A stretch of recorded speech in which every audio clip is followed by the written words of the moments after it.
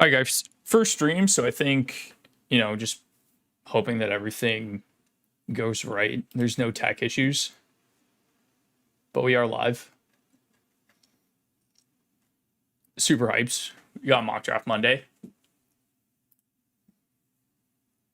think we're going to try to do a Bucky, what's up? Or Unreal Backy, what's up? So good to be back, guys. Brad, what's up, man? Guys, I'm pumped to be back. It's been so much fun doing all the tier list and stuff recently too that it's just getting me in that itch. Like I'm in that fantasy hockey mode. So we're gonna be doing some mock drafts today. Hopefully we can get some of you guys in. Hopefully, if you guys aren't in the Discord, would highly recommend clicking the link in our description. Join our Discord. I'll post a link of when I'm ready to kind of jump into a mock that we can get you guys involved, because we want it to be as realistic, as competitive as possible. So always love having you guys. So I can start like pumping out questions if you guys have any stuff too. Chris, what's up, man? Super, what's up? Jay, welcome. Brandon, guys, thank you so much for being here. I saw 22 of you waiting, so super excited to kind of get things started off. What's up, guys? Anyone want a specific number in terms of where we're picking from? Like anything you guys want to see? The way that I think the majority of the drafts are going to be in terms of like position, like I mentioned in the top 20 ranked video that there's probably like a specific cutoff between 8 and then like 9 through 12 or 14, or depending on your league size, it gets really difficult. So I think 9 is probably the worst spot that you could draft. And no, you could probably get Brady at 9 or Rant at 9. So it's not awful, but it's just like there's a clear top 8 for me. There's a clear top 3, top 4, I'd say. 5 if you want to include McCarr. I'm seeing a lot of 7. If I get first pick, am I going for McJesus or Mac? I think it depends on whether or not goals are worth more than assists. Pat, I think I'd probably go McKinnon if goals are worth more than assists. Chris, we're in the same FPPL division. Sick. Yeah, I'm excited, man. I'm super excited to get my get back and get it back into get back into Div 2 after a brutal year last year. But yeah, hopefully you guys have been enjoying the content recently. We've got a video pretty much every day from Monday to Friday coming up from now until the end of September. So tomorrow is going to be must draft rookies. But let me see if I can find a mock here. You guys are just so keen. Like I might have to do a 14. Okay, let's do this one. All right, guys, link for the mock is going into the Discord. Bang, there you go. We're gonna try this one. Seth's already in here, dude. First guy. This guy's just got notifications on in the Discord, waiting. Hype's in here too for whatever reason, dude. It was so funny. We were in a mock with these guys earlier, like just randomly. I just pulled it up and was looking at ADPs and stuff. But all I ask, guys, if you do make it in this mock draft, the link is in the Discord. If we do another one after the fact, to just let some other people hop in there. Like I'll take a screenshot of the names to make sure that we don't have the same people. So let me. Because I've been trying to get other people involved, like just to get a sense of like, people drafting differently. Like I find a lot of the time the point of this is to like not develop tendencies, right? It's to go over different circumstances. Is like, okay, like at 7, how many options do I have? Where am I going with this pick? And if I pick the same players every time at the same ADP, you're not really giving yourself a good chance to get any type of variance. So I see a lot of the fantasy football guys do like offline drafts specifically, which I wish you could do on Yahoo, but you can't because Yahoo's terrible. But unfortunately, that is what it is. 7 or 11. We're at pick 7 right now, guys. I'll pull it up in a second. Heck yeah, you guys are literally the meta definers of my league. Ursa, hopefully that's not the case, because then there would be 17 defensemen off the board by round 3, which I'm prepared for this year. Okay, I'm prepared for it. What round are most of you picking your goalies at? Brad, I think the general consensus, at least for me, is I'm finding some good value. I'd say like past round 8, but I think for the most part, I'm trying to not draft a goalie in the first little bit. This will all make sense in a sec. I'll just throw that there until this is up. But I tweaked around the screen for you guys too, so you're gonna have a live draft board at the same time. So hopefully everything works out the way that I kind of fixed it. But I think if you guys, once we get into the draft, you'll be able to see it. I guess I can just kind of throw that up. But I messed around with a couple things, so hopefully the mock drafts. If you guys are watching this on YouTube, apologies. Like, just skip ahead 7 minutes. The mock draft will start. I have to go into the process that Yahoo has in order to get an open draft, so that we can do this accordingly. But appreciate you guys being here as always. I wish I could pop up the chat in my OBS, but it doesn't seem to be the case. Is Makachuk worth the Irish stash given he's back in January? It depends on where you get him, Julian. I don't think I'm drafting him in the first 3-4 rounds. There's just so many good players that seem to be falling ADP wise. So I don't think I'm drafting him in the first 4 rounds. If he falls to me round 5, I'd probably consider it. Will we be able to rewatch this? Yeah, Pat, it'll be up on YouTube after. If you just go to our channel under the live section, it'll be up. You said 14 and I joined at 12. I got deked. See you, Dr. Doom. Yeah, I normally like to start with a 12. If we want to go 14 after, we can do that. And I also noticed that last year we didn't do a lot of 10-team leagues. So I don't know if there's any appetite for that, but Dostal going to pop off. Yeah, I think Anaheim should be better. I don't know if they're going to be good just yet. But this is a good opportunity, guys, to talk about our Fantasy Puck Patreon leagues. If you guys were in it last year and you haven't renewed, highly recommend that you do that. Click the link in the description or go to fantasypuck.net. Sign up. It is a one-time payment. You get into the league. You're then seeded accordingly depending on where you ended up last year, or if you're new to the league, you'll get slotted into one of our new leagues. Then you can kind of work your way up the divisions year after year to try and make it to our Division 1. All the winners get prizes at the end of the year. So if you guys are interested in doing that and being a part of a more competitive, more interactive, more engaging fantasy hockey league, we're going to try and do a better job this year, especially of doing updates around what's happening in FPPL, as well as the Creators League. I know there's been a lot of comments and suggestions around doing more stuff around that. So I think for me, just my focus will probably try to be on getting some stuff done, as well as some short form content as well. Like, that's, again, something that we haven't really been able to do, just simply because of the bandwidth of our team between Mike and myself having full-time jobs and then kind of doing this all like in the background. Like, my September is going to be slammed.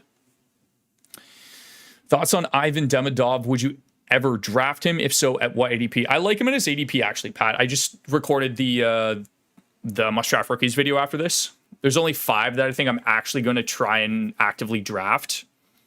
Beyond that, there's a bunch of honorable mentions, but you'll see in the video. But I like him at his ADP because of his upside. I could see a very Michkov-esque season. But he should get a top 6 role right off the bat out of Montreal. So I'm excited to kind of see that. Hot take for the season is that Auston Matthews will not be a top 15 player in fantasy. Interesting excursion. Are you a Habs fan? Or are you like a Sens fan? Or are you just like a Leafs hater? Thoughts on Demko's health? Great value of healthy. Yeah, I think he's going to play a ton of games. I think with Seelovs being gone as well, it's him, Lankinen. Lankinen played a ton last year, so he's like not a bad goalie to kind of get to. But I think for me, at least with Demko, he should get, like, I'm just worried that he's going to be splitting volume with Lankinen because of the injury. And more so, like, not even like the volume being the biggest concern. It's just like, how will that actually how will that actually affect his performance? Matthews redemption art, 60 goals again. Hey man, he's done it in like back-to-back seasons. Matthews hater, he will be exposed without Marner to take all the undeserving heat. Interesting. I mean, like, there's definitely a lot more risk involved with him this year. Like, transparently, I'm a Leafs fan, but like, I can understand the fact that losing a 100-point player and an elite playmaker is definitely going to affect your players. But I just think with Matthews, like, the goal scoring talent has always been there, and it's like, if they decide to put Nylander on his right wing instead of Marner, it's really not that big of a drop off in terms of talent. Who do I think will make the playoffs in the Atlantic? Tampa looks really strong this year. Florida always juggernaut team. Third team is tough. I do think the Leafs, even though they lost Marner, there wasn't like they kind of like backfilled with a lot of more like middle six guys. So I think they'll squeak in there, but I think they'll be a lot worse. Like I think there'll be more of a disparity between Tampa and Florida. And then I think Montreal honestly has a shot to get in. But I think like Toronto, Ottawa, Montreal will kind of be fighting for the wild card spot along with the last place in the Atlantic. I'm fading Matthews this year too. So you guys are telling me like pick 8. If Matthews falls to you, you're going like Rantanen or Brady over him. Islanders are winning the cup. It's our year. It's the Islanders' year to tank and try and get Gavin McKenna because God knows they need some offensive talent on that team. I'm just messing with you, Him. What are your top 3 sleepers late rounds? We'll have a video coming out, Henry. But if you watch the mock draft, I'll try and do some of the ones that I like. But Mike and I have a pretty similar consensus this year for what we're looking for from sleepers.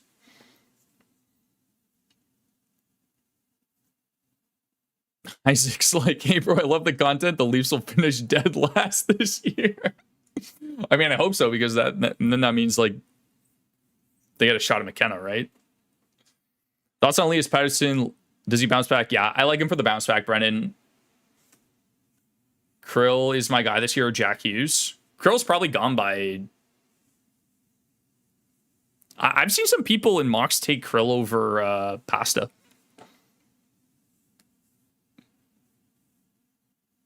Oh, God, the Matthews hate, guys. Incredible. 152 total viewers, 96 in current live right now, guys. We are starting the mock draft up in about 50 seconds, so let me tab over here. Once it gets popped up, I should be able to adjust the board so you guys can see things. But you'll just see this for right now. We've got another 40 seconds here. So if you're watching this on YouTube after the fact, feel free to skip ahead.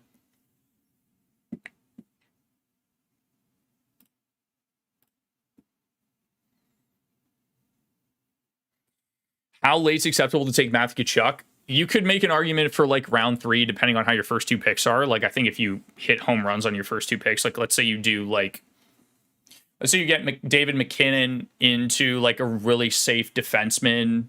Like, let's say like Quinn Hughes falls to you at the end of the second round, or you get like a Dahlin. I probably would consider him like turn 3, 4.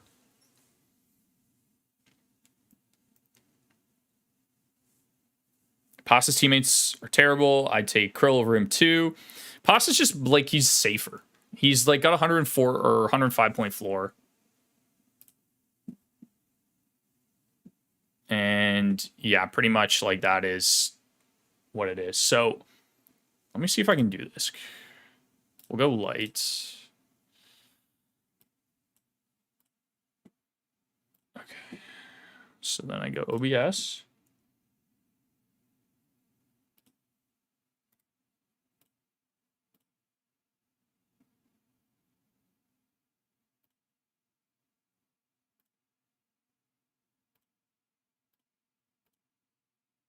No. I think I have it backwards.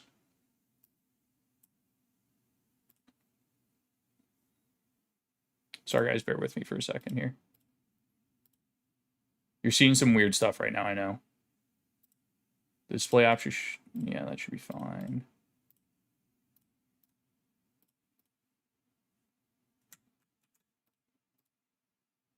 Oh, hold on. I got it.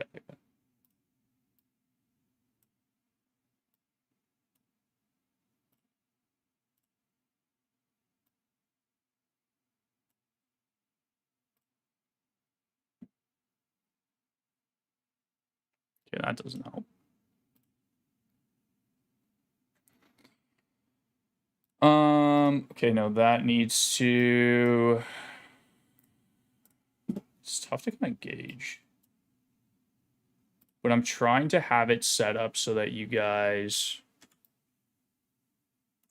can see the full draft board as well as like the picks that I'm considering. So that's the goal with this. So if we can just find the right little formula here.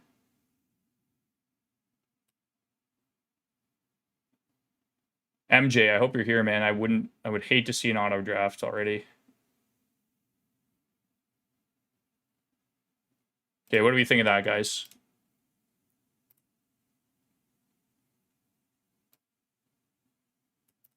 What do we think of that? Better? Worse? Awful? Terrible? Go back to just like the regular screen? What are we thinking? I would appreciate Nikishin's ADP to drop. Or Nikishkin, excuse me. I can't speak. Cole Perfetti a sleeper. Cole Perfetti is a sleeper. Thoughts on Geeky? I won't be drafting Geeky. It's different. Does that mean it's good or does it bad? Because I basically want you guys to see my team, but then at the same time be able to see more of like a draft board. We'll try it. I'll read the YouTube comments after this if you guys like this format. If not, we can switch it for the next time just to where it's normal. But I think this gives a unique kind of approach to where you can see some of the players.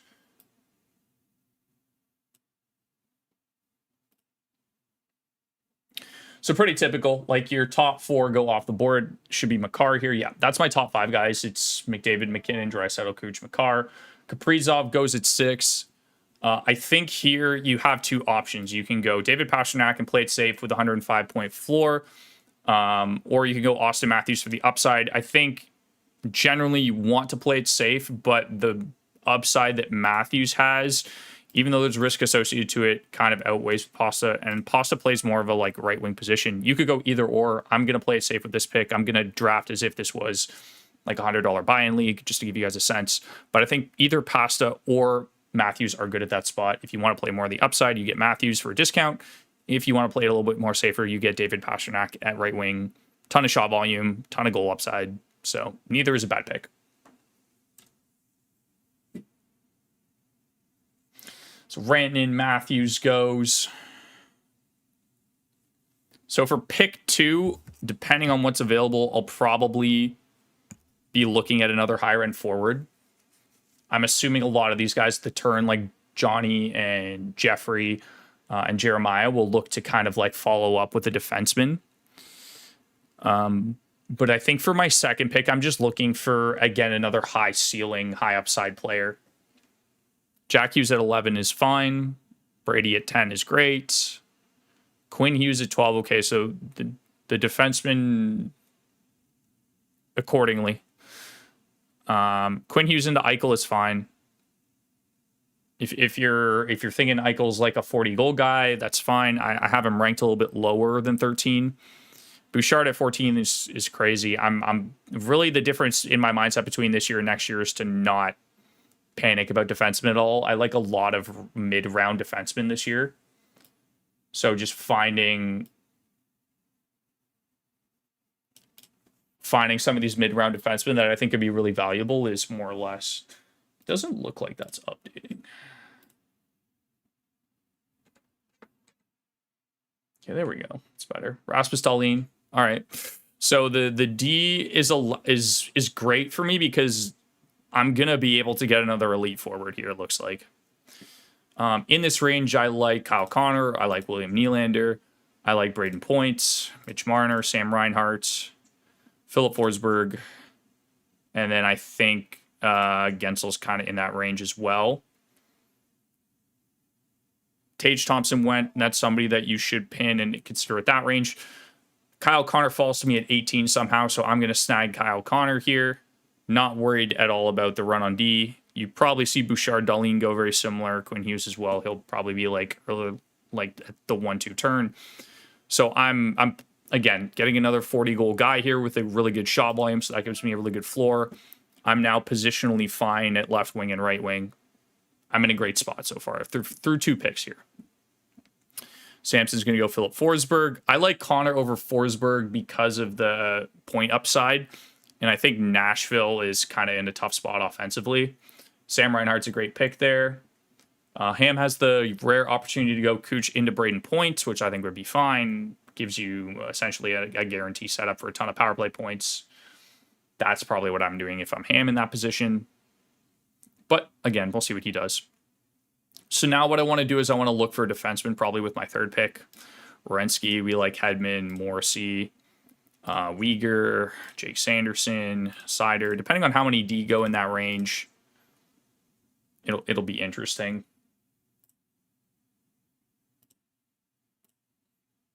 It's the earliest I've seen Tage go. I don't mind him in that spot at all, but I think there's more safer selections.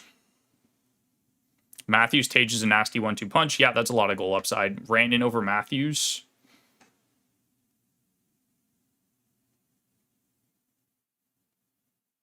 Yeah, Hammer. I'm realizing that now. Should be okay now. I think we're okay. Forsberg over Connor easily. Why Muzz? Or Moose? Tage is dual position, Z-Man, so it's not that bad. Like, you're not handcuffing yourself. Where would I take Celebrini? Probably in that, like, 70, 75 point range. I'm not reaching on him. Best strap for the 112. Drysdale, Randon, huge for my 3 keepers. If those 3 guys are your keepers, Anakin, then it doesn't really matter who you take at that point. You probably want to take a defenseman.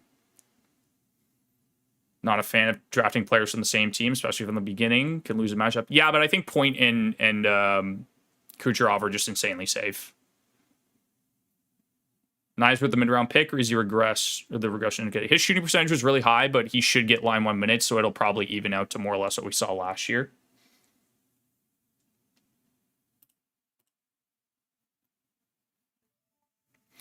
All right, so Josh Morrissey is a really good D1. I have no problem with that, especially it kind of pairs with Kyle Connor for some upside and some power play points. But I just want to check and make sure there isn't any insane forwards that are available that shouldn't be. Like if Tim Stutzla is available, I'm probably going him. But I think somebody got him. Oh, no, he's available. So I'm going to take Timmy there. Really good floor. He doesn't have that great of a goal upside, but I do think he does still have 90-plus point upside in him. So I'm fine there and potentially grabbing another defenseman on the turn. I think it was him. And I also considered a guy like Clayton Keller or JT Miller in that spot as well. But I think Timmy represents the most upside out of everybody that was available. I did see Crosby there, and I think Crosby is probably a safer pick.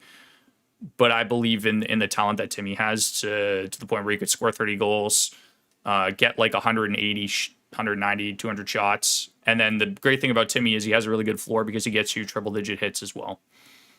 So I think that's a good upside pick, and he's dual eligible, so I'm not concerned about, handcuffing myself at center. And it looks like the majority of the teams, just based off what we've seen with this list, have more or less a defenseman already. So a lot of the guys in the next little bit shouldn't be taking D. JT Miller's a great pick there. Jeremiah's off to a good start. He has a really good floor between his 3 players, but those guys really don't represent a lot of upside. There goes Josh Morrissey. That's fine. Again, you're passing up on 100-point or 90-point players for like a 60-point D at that point. There goes Clayton Keller. That's probably in that range where I'm picking. Same with Jesper Bratt.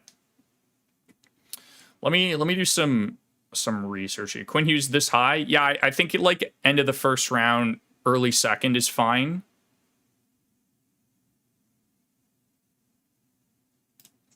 Hagel, Nietzsche, Caulfield are all guys that I like in that range.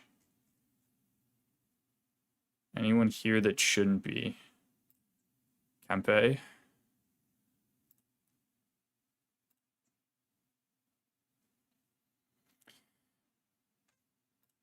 I think just at this point, I need a defenseman. It's very possible that Lane Hudson could end up being a D1.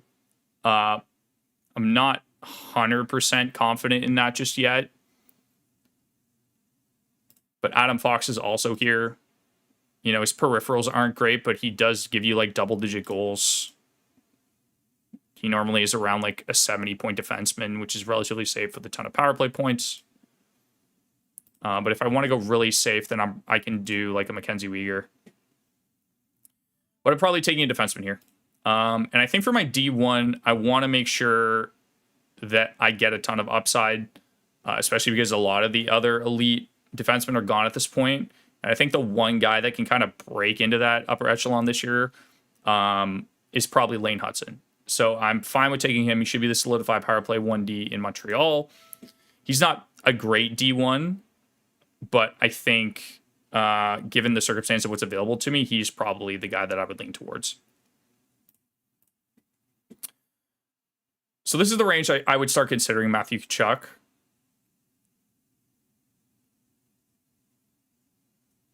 Feel like Dahlin is better choice than Quinn Hughes. He's definitely got better peripherals.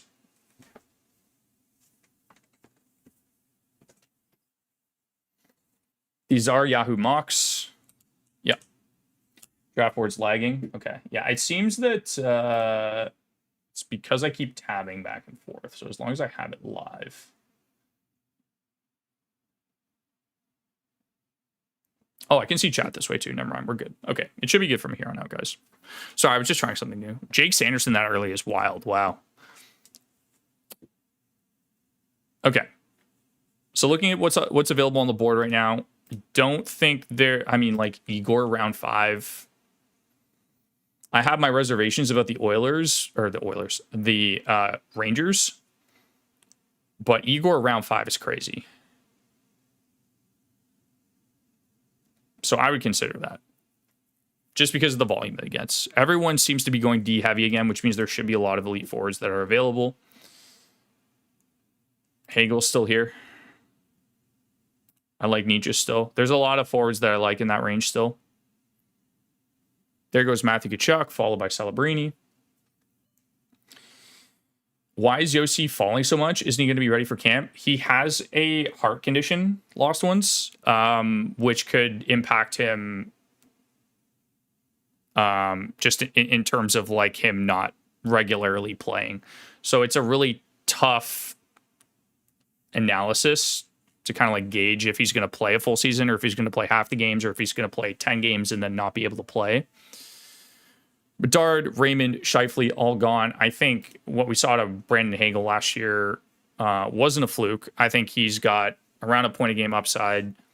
I do kind of like him more in that 75 to 80 point range. And at that point, I'm leaning Nietzsche a little bit. So I think Hagel's fine, just given the dual eligibility left wing, right wing. That's a good floor pick. Again, we currently only have one defenseman in Lane Hudson, but everyone is really going hard in defense. So that's leaving a lot of these elite forwards still on the table. So I'm going to take advantage of that. Morrissey at 311. Yeah, that's a tough pick, dude. Where's Petty? He's probably gone at this point. Somebody already snagged him. Oh no, he's still available. Well, I consider him for my next pick there because I'm still in the 80 point range. Like I think Hagel lives in that range. I think Nietzsche lives in that range. So I would consider Pettersson. And now that I've mentioned his name, it means somebody else is going to draft him. But people are still hammering out defensemen.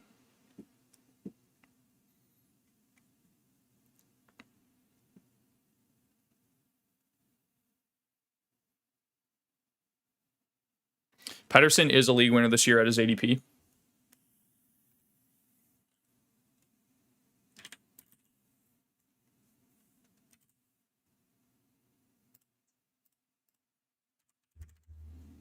Just putting some guys that I like.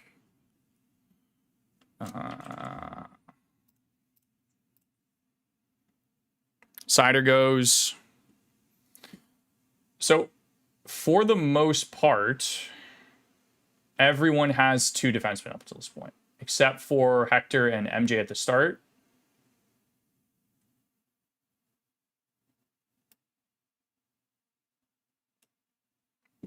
Yeah, there goes Petty. And we're stream sniping in a mock draft. It's crazy. Where am I taking Morrissey? Probably like round 4, round 5. Yeah, Celebrini's gone. Yossi's fine at this pick. Like, I would just be like, look, like I can just take a chance on him. 3 of the guys that I mentioned go. Jordan Kyrou that early is crazy. I don't know if I like that at all. I think there's much, much better forwards, unless you think that he's getting traded. He just doesn't have a great I don't think the upside is really there. Like he still lives in that like 70-point range, and I think there's guys in this 70-point range still that have a lot more upside than a guy like Kyrou.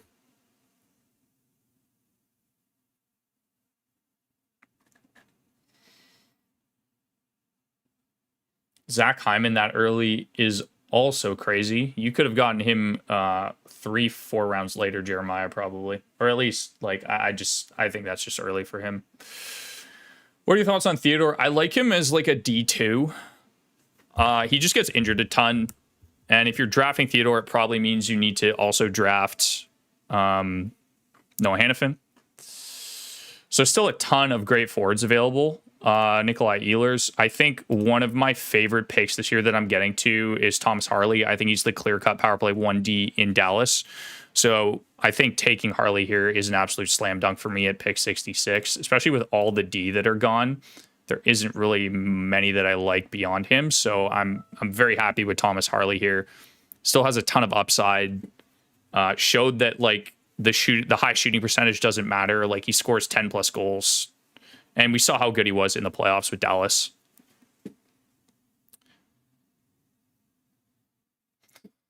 We might have to go D again.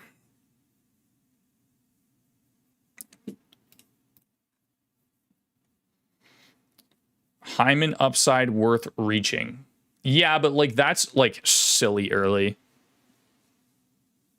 Like even if he scores 30 goals, he's probably still around the 50, 60 point mark, maybe.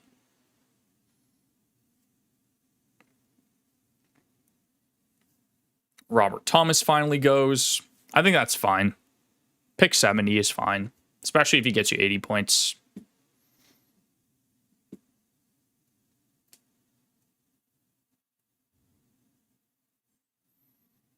There goes Ehlers. I can't pin guys because people will just take them and think that they're good picks. Like watch if I'm like, let's do that. Dunner Montour if you're going for a crack in D. I think probably Montour, just the shot volume. He's typically the power play 1 guy too. I know Dunn was injured last year and he kind of came to the fold a little bit later, but probably Montour.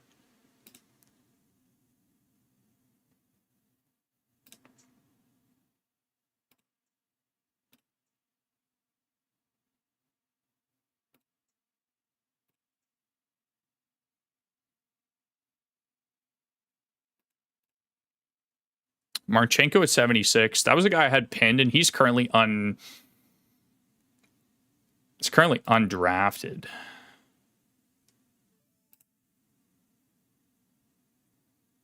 At this ADP, I think we want to go defenseman again. Noah Dobson's there. I'm not really huge on him. Luke Hughes needs a contract. Jackson Lacombe is there. But I think I want to be safe with my third defenseman, and I'm probably going John Carlson. You're able to get him at a discount. He's got a good floor because of how much he blocks. He doesn't really present a ton of upside, I would say, but he's just a safe like D3. And I have 2 defensemen that are like have a ton of upside already in Thomas Harley and Lane Hudson. There's a couple other guys that I could have went with in that spot. You know, Shane Gostisbehere's there, Eric Carlson, Drew Doughty. But I think I'm fine with John Carlson just being a power play 1D.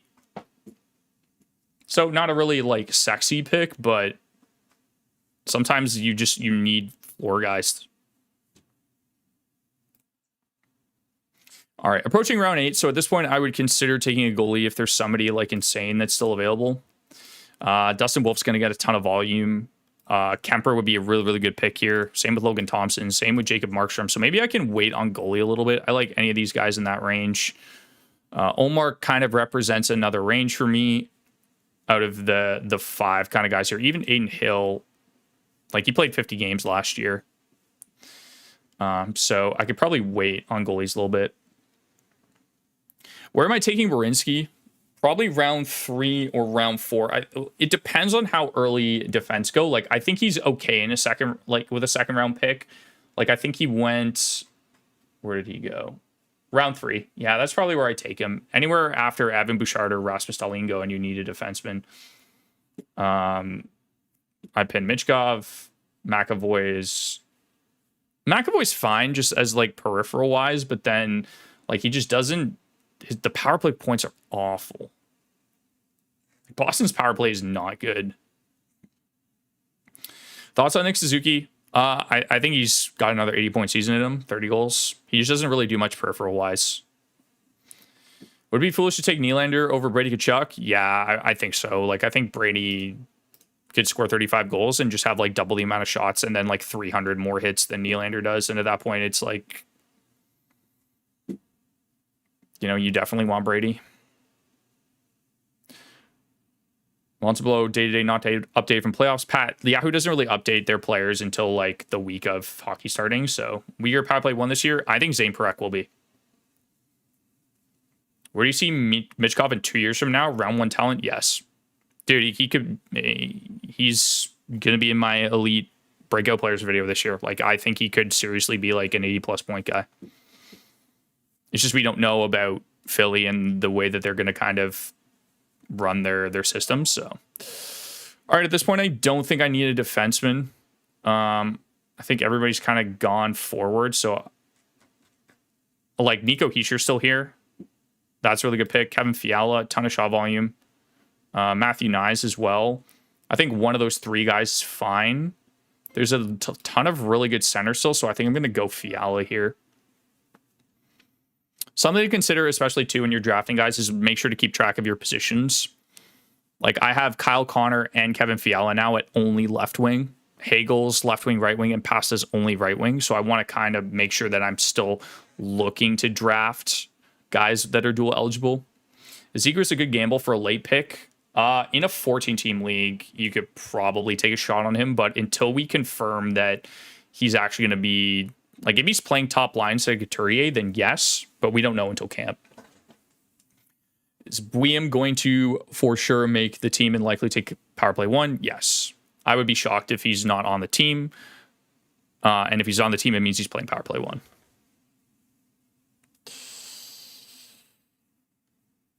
I might just start hiding pins. Because every time I pin somebody, they go. Because everyone's just stream sniping players. It's fine. It's a mock draft. Nick Suzuki, 90-point upside. Yeah, I could see it. The talent around him is getting better. Like we saw, it was the first year where like Caulfield had a good year offensively from a goal scoring standpoint, stayed healthy. So I think 90 points isn't like unreachable. Where should I draft Celebrini? Anywhere in like when you get to guys that are around like 70, 75 points. Chris? Where do you place Brady for forward rankings? He's probably, for forwards, he's probably 8 or 9. Like, it's your big 4, and then you have like the Matthews, Pasta, Rantanen, Brady range. Matthews and Pasta probably ahead of those other 2. Ham, it's okay, man. You take all the players that I tell you to take. It works out. It's like you get a good team, I get good content out of it. For Hagee and Nichushkin, these are all fine picks here. Like, these, we're getting into like the deeper rounds here, and I think this is again a good opportunity for me to snag either a goalie or a defenseman. Like ADP 103, and the fact that I can get Aiden Hill is kind of insane, or Logan Thompson even, or Jacob Markstrom. I just probably have more confidence in Vegas, and Dustin Wolf could also just be like a top 5 goalie this year. So I think I'll probably take my first goalie. If it's a points league, you want to go with a guy that's going to get a ton of volume, in which case like Dustin Wolf is great. If it's categories league, you're probably looking at somebody like a Logan Thompson or an Aiden Hill. Aiden Hill played 50 games last year, 32 wins with a 906. That's good. Logan Thompson, 43. Either of these will... I think I like the upside in Dustin Wolf, even though I think Calgary probably won't be a great team next year. But he's going to get a ton of starts. He's going to get a ton of saves. And it depends on your goaltender settings. Like, if I'm in a categories league, I'm going Thompson, Markstrom, Hill. If I'm just searching for volume at that point there. And I think Wolf actually does have a ton of upside to him as well. Like a 9-10 save percentage could be the floor, right? Where would you take Hamilton? Would you take Luke Hughes over him? I'm really high on Luke Hughes this year. I want to make sure that he signed a contract first and he's not holding out. But I like Luke Hughes over Dougie Hamilton. Dougie Hamilton is much, much better on like a per game basis, obviously because of the shot volume. So we have Timmy, Connor, Hagel, Pasta, Fiala, which is a great forward core. We have Hudson, Harley, Carlson, two guys with upside. One's a bit of a floor pick. And we're coming up on defensemen as well here too. I think there's just like Nazem Kadri still available. Dylan Strome had a great year last year. I'm not as high on him as some other people, but guys like Quinton Byfield. So there's still a lot of good options at forward. So I think we can take a defenseman. I think we can still take a defenseman because I'm seeing a ton of value at forward still.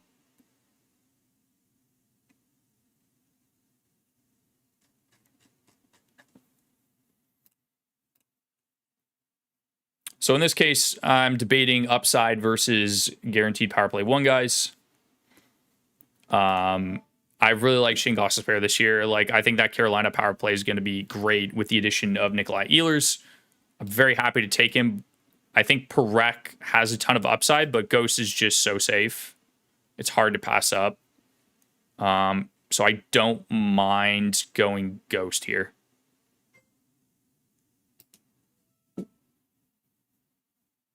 Yeah, I'm happy with that. I think there's also an opportunity for me to get some upside potentially later, which I'll talk about.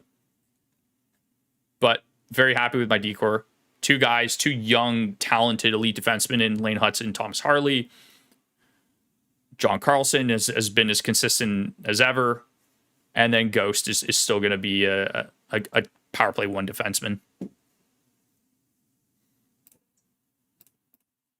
Let's take a look at what else is going on here. Jordan Binnington goes off the board. UC Saros. Brian Rust. Sam Bennett. William goes. Yeah, that was the other guy I was considering in terms of upside. But again, you never know with rookies, right? Like, he could be playing third line minutes and then power play one.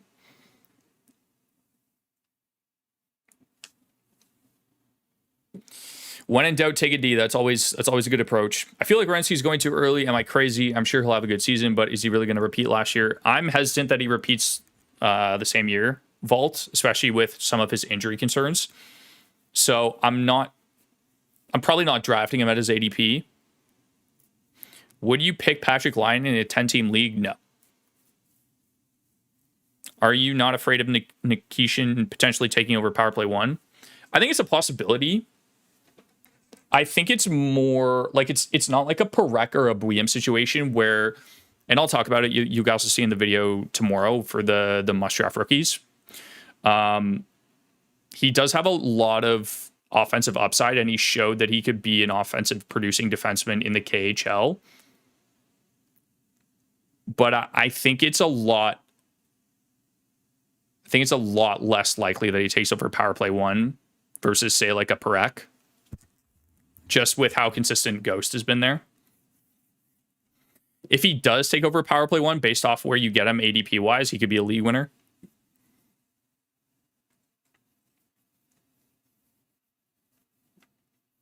Let's see what else is available here. I could go another goalie. You know, there is a circumstance that occurs where Dustin Wolf doesn't win a ton of games. So Logan Thompson isn't a bad pick. Anthony Stolars. We've got Demko, Dostal, Vamelka later. I think Vamelka's a great late round goalie if you want to grab him.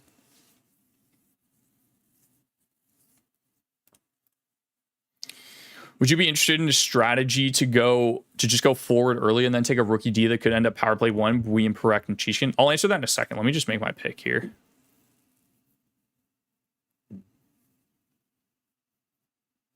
I mean, Joel Eriksson is a really safe pick here.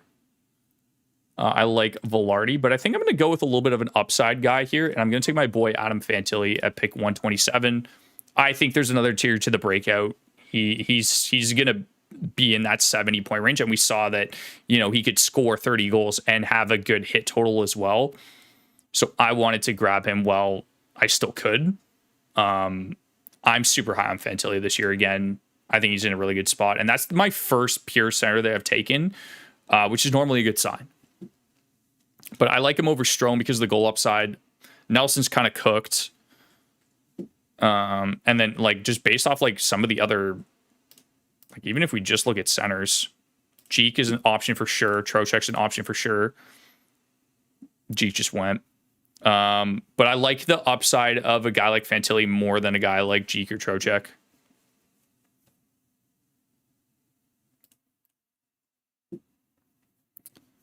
Sam Rinzel. So I'll talk about this tomorrow also. I don't know if Rinzel is going to be the power play 1D. I think Leshnov is going to be the power play 1D in Chicago. He was a much, much higher pick. He's got a ton of offensive upside. And I know that Rinzel came in the last 9 games and they just threw him on power play 1. I think they honestly did that because they wanted to get a look at him. And his shot volume was honestly like really good. Like he had 22 shots in 9 games. But I mean, like you're going with your top tier talent over like a second or third round pick. I don't remember what Rinzel was. He might have been a late first actually. Is Harley or Miro power play 1 in Dallas? Dr. Jim, I would assume that it's Dallas.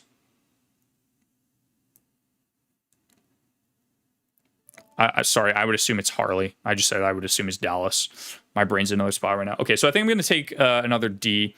I could have gone and waited for Leshnov, but I just talked about him. And if I'm really like drafting in the situation, like I'm just taking Drew Doughty at this point. Another power play 1 defenseman to kind of round out my team. I've got a ton of upside defensively. I've got all of my defensemen are power play 1 defensemen. So I'm very happy with the caliber of forwards that I got. And then the fact that I'm still able to get 5 power play 1 defensemen after this. And if it does end up that like Nikishin does take over from Ghost, I still have Drew Doughty to kind of slot into my 4th D. So you can get a ton of value late for defensemen.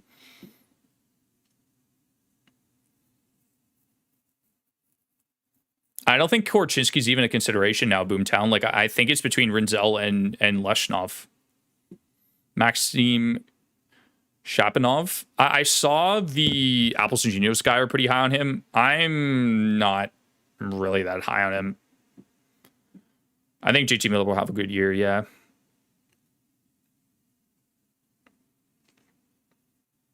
Where are you taking Holloway? I think he just went, and I love so much that he's falling into these range. It's just all these guys like are on the ball as well. But anywhere within that range, like I'm very happy with it. So like round 12, you can get him that late. Somebody took Marchenko really early also. And he's a guy that's been falling just because he's not actually ranked ADP wise just yet. But hopefully we see an update for ADP. Okay. I think we want to take a forward.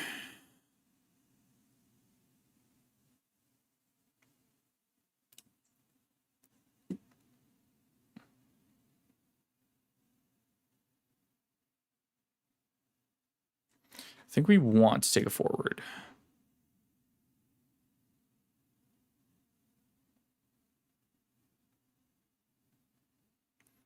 Marchessault, Jenner, DeBrusque.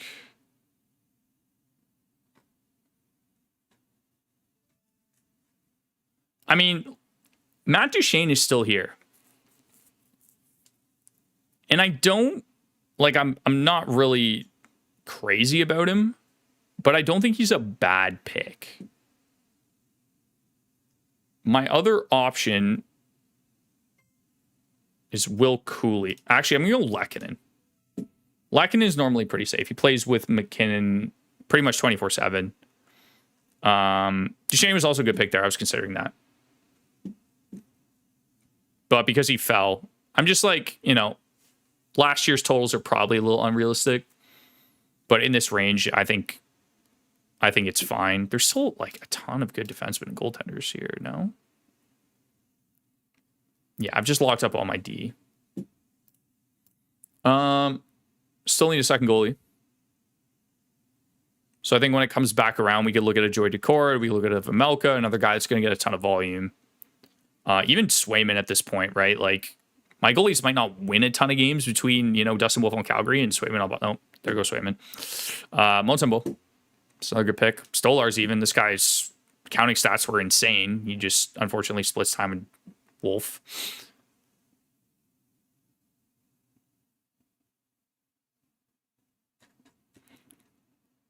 But overall, I'm very happy with my team. Am I going to do 2 drafts? I think I should be able to do another one. This one went pretty quick, actually. 3 sleepers, 1 offenseman, 1 D, and 1 goalie. I'll give you a deeper league sleeper. Like, I think a lot of people are on Leo Carlson for the breakout, but I also like McTavish. For a defenseman, I think Leshnov is like another deep league one. Like, that's probably a power play 1 guy. I actually really like, he's gone already, Morgan Riley, because with Mitch Marner gone, it's probably not going to be a 5 forward power play in Toronto. And I think he's just getting slept on. I think we go Vejmelka here. I like them probably over Seattle. Montembeault could be good as well. Did he really play 62 games last year? Can somebody confirm that Sam Montembeault played 62 games?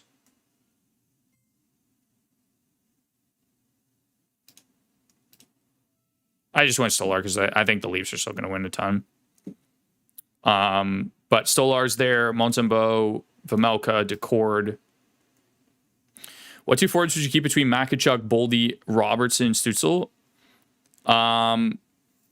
Mills, it depends on if you're trying to win. If you're trying to win, you probably go J-Rob and Timmy. But if it's just like, you can keep him, I'd probably keep Makachuk and Tim Stützle. Ovi finally taking the foot off the pedal since he got the record now. Yeah, I think so. Like, I think, there's just a circumstance where that entire team just takes a bit of a step back coming down from the high of last year. Would you rather take Eichel or Nylander? I think Nylander's safer and has a better shot volume. But Eichel probably has more upside. I don't know. Eichel's just never scored 40 goals for me, guys. So it's kind of tough for me to take him like early second round when the guy has never been healthy. He's like now well into his prime and he's never scored 40 goals. Seems like there's more right wing than left wing. I noticed that too, actually, Jeffrey. Keeper league, pick one, Bouchard, Keller, or Suzuki. I would keep Bouchard.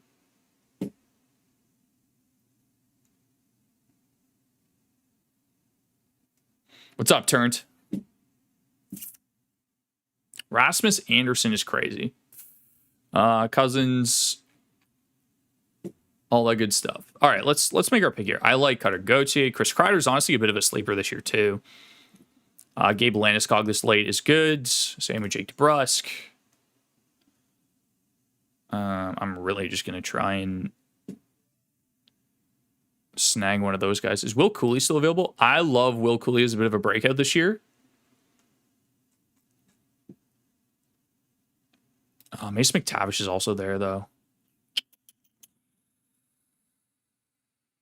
You know what? Give me Cooley. Like, 300 hits with, like, 20 goals. 40 points, 300 hits is still valuable. It's not bad for your, like, second to last round pick. If you had to bet who... Somebody probably took this guy, but... Yeah, Dorofeyev gone. If you had to bet who gets knocked off the Vegas power play for Marner, I think it's Eichel, Marner, Dorofeyev, whichever defenseman, it's Theodore, and then fifth guy's probably Mark Stone.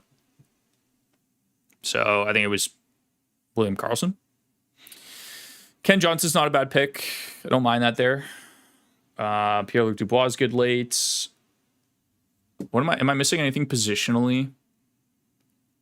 No, I have a lot of flexibility. I could go center here. Are there any like crazy centers that fell? Like Kopitar's probably got another 60 points in him. But at this point with my last round pick, I want to swing for like upside. Malkin's here still. Don't think I'm drafting Jonathan Taves.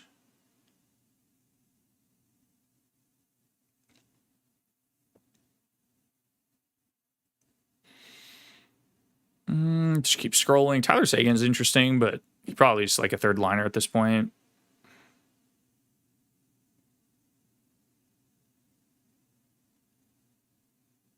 I'm just looking, guys. I know who I'd take at this point. Just having a look.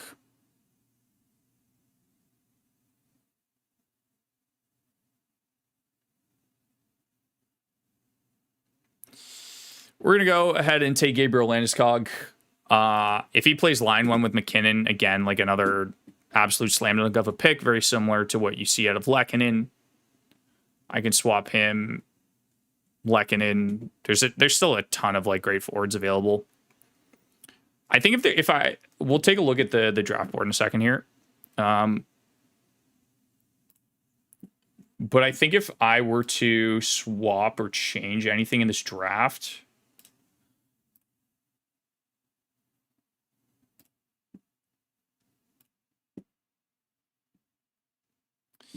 let's take a look. So round one Pasta, very happy with that. Like I said, I could have gone Pasta. I could have gone Matthews. I think I would rather Matthews over Rannon if I'm at the next pick. But Kyle Connor into Tim Stutzler, and I'm thrilled with those first three picks.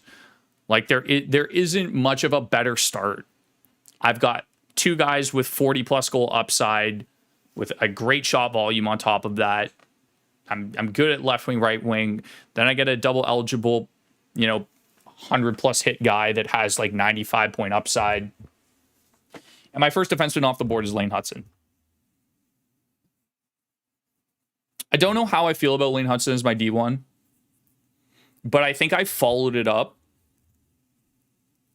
really nicely. Harley, I'm really high on this year.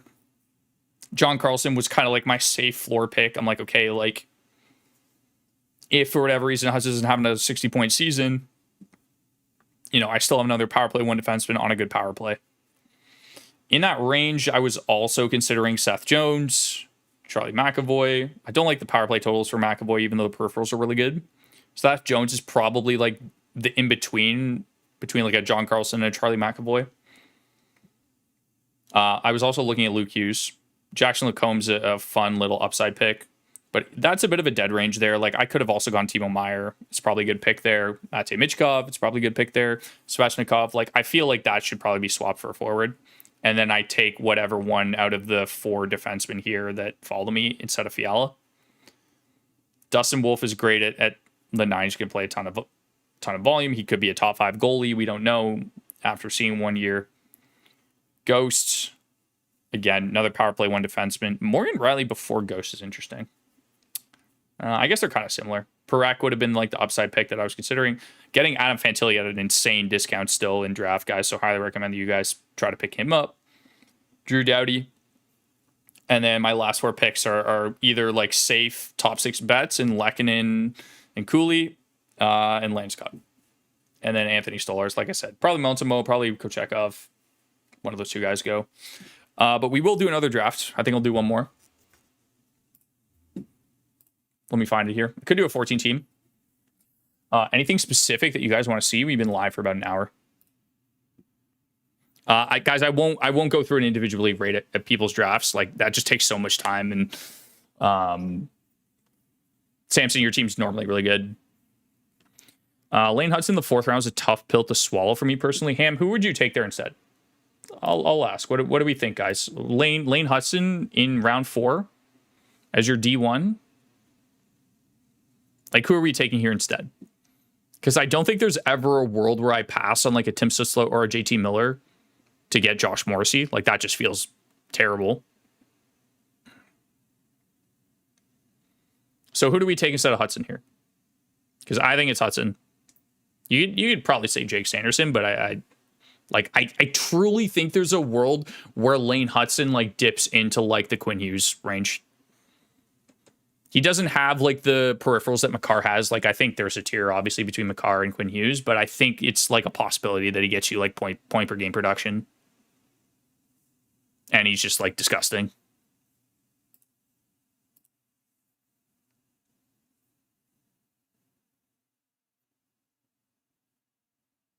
Sanderson clears Hudson. Carlson in round 7's great. I agree. Hudson as your number 1 is a bit scary. Lack of anything but assists. Yeah, I can understand that point exertion. Super confident in Hudson. I agree he's Quinn Hughes light. Hudson going before Seider is absurd to me.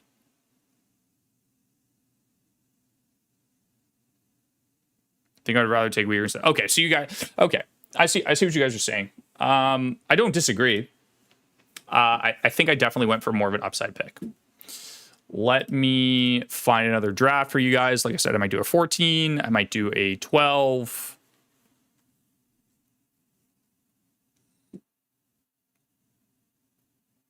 But I do ask, guys, if you were in the last draft, to please let somebody else join.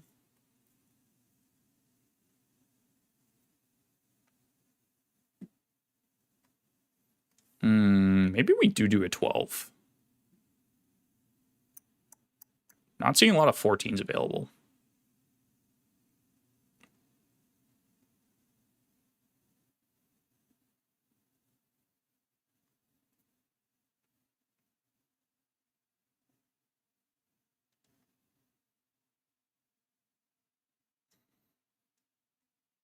Let's see. What are you guys saying? Do you guys want to see a 14 or you guys want to see a 12? Try a 14. Start at 9 or 10. Any specific spot you guys want me to pick from? I just did 7.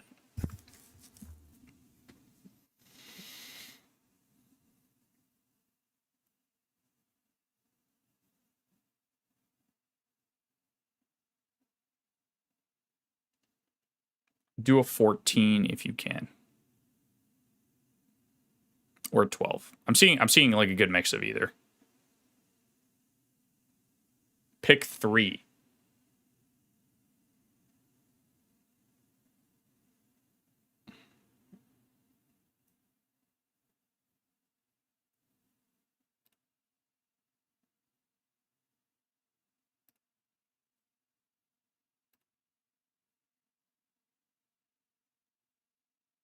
Well, we don't want to do that one. That one's full. End of draft. Okay, what pick? Okay, so you guys are saying pick 6. I'll do a 14. What team? What pick do you guys want to see?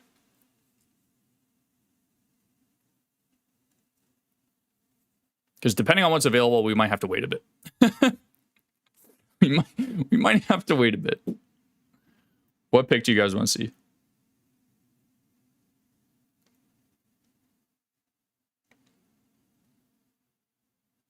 Try towards the end. Okay.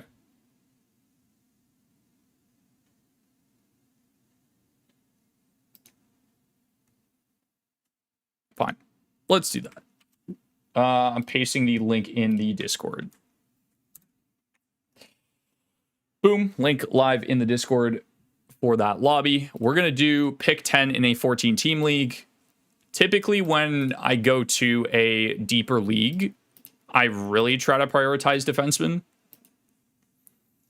just because they become even more scarce. But I'm curious to see if that will actually be the case. I think my overall strategy this year has changed from last year, just in terms of Samson. Can you hop out for somebody else since you were in the last one? Do you mind, brother?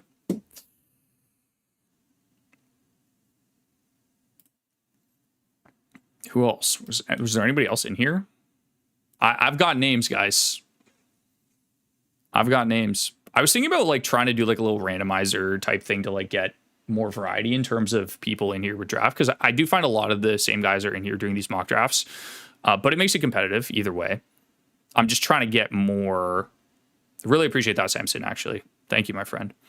Yeah, we got 2 Peters in this draft, guys, but outside of that, yeah, like Samson, you're dialed, man. You don't like, you're in D1. You don't need to do these mocks. I know it's fun to like kind of see you on live, but you're in the last one. In my Bangers League, where would you pick Timo Meyer and Andrei Svechnikov? I think they're like, it's very similar to what they saw in like their ADP last year. Probably like in that round 3, round 4 range, just given their like combination shot volume hits. Like, I don't think I would go round 2. Like, I think if it's categories, Creed, you still want some high-end scoring guys, I think, in the first 2 rounds. We're pick 10, guys. We're pick 10.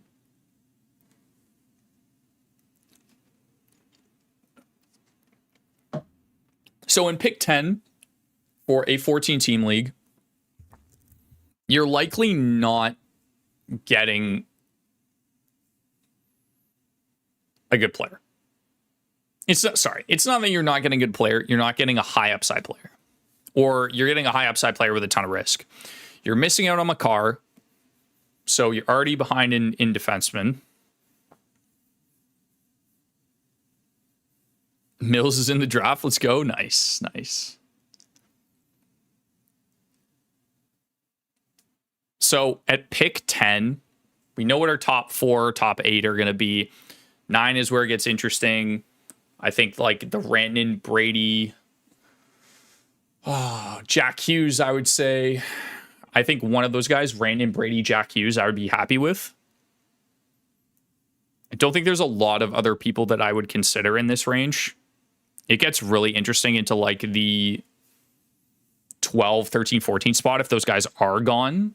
Because then at that point, I would honestly, in a 14-team league, I would consider taking Quinn Hughes on like the latter half of the first round. And I would take Quinn Hughes, and then I probably would punt defenseman for a little bit, and I'd go like 3 straight rounds of like forwards, just trying to snag like elite forwards to kind of make up for that.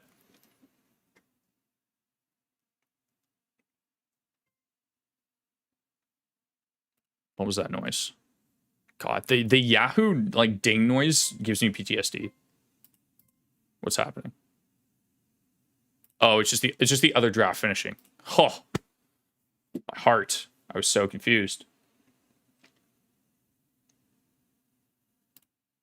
Okay. Yeah, we're just waiting. 40 seconds to go. How did you guys enjoy the draft board at the top? Like, what was your feedback on that? Good? Too distracting? Would you rather just see everything outright? And then me kind of like look at the draft board after the fact, or kind of go back and forth? Pick 11, watch out. I only do mock drafts to stream snipe. That's okay, Mills. Honestly, like I'm chirping a lot of the guys that were in the last one saying that they were stream sniping and grabbing the players that I wanted. But, you know, the truth is, if like you're knowledgeable in fantasy hockey, like you're going to come across that a lot of the time, especially in more competitive leagues. So it's good to kind of get these reps in. It's good for you guys also.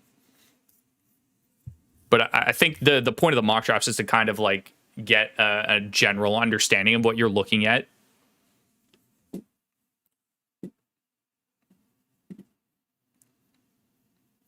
It was good. You liked the draft board at the top there, Nate Dogg? Yes, draft board while drafting. Okay, cool. All right. So let me go ahead and set that up again.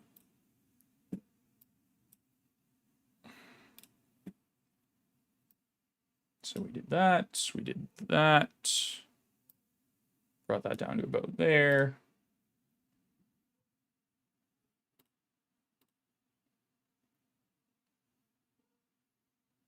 I have to readjust the window capture.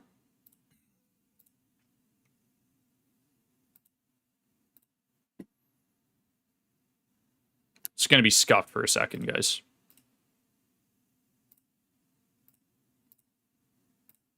There we go.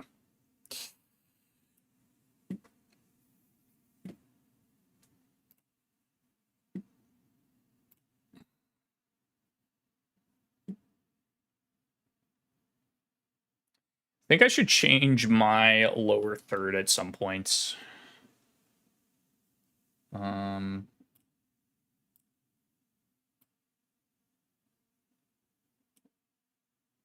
Just because I think it's bleeding into the players a little bit too much.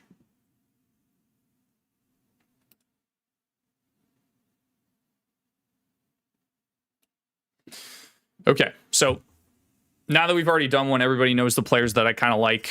Let's start making sure that we go through immediately what players we want to pin. And we want to pin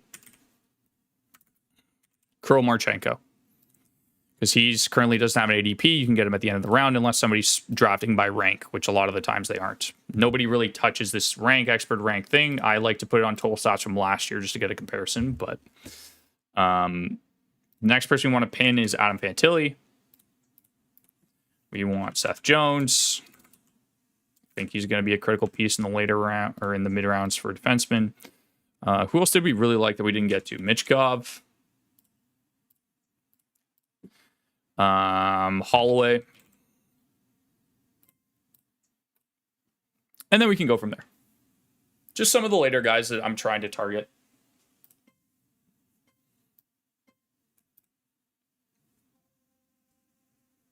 All right. Pick one. McDavid. Makes sense. Then we've got McKinnon. Then we've got Draisaitl. Then we've got Kucherov.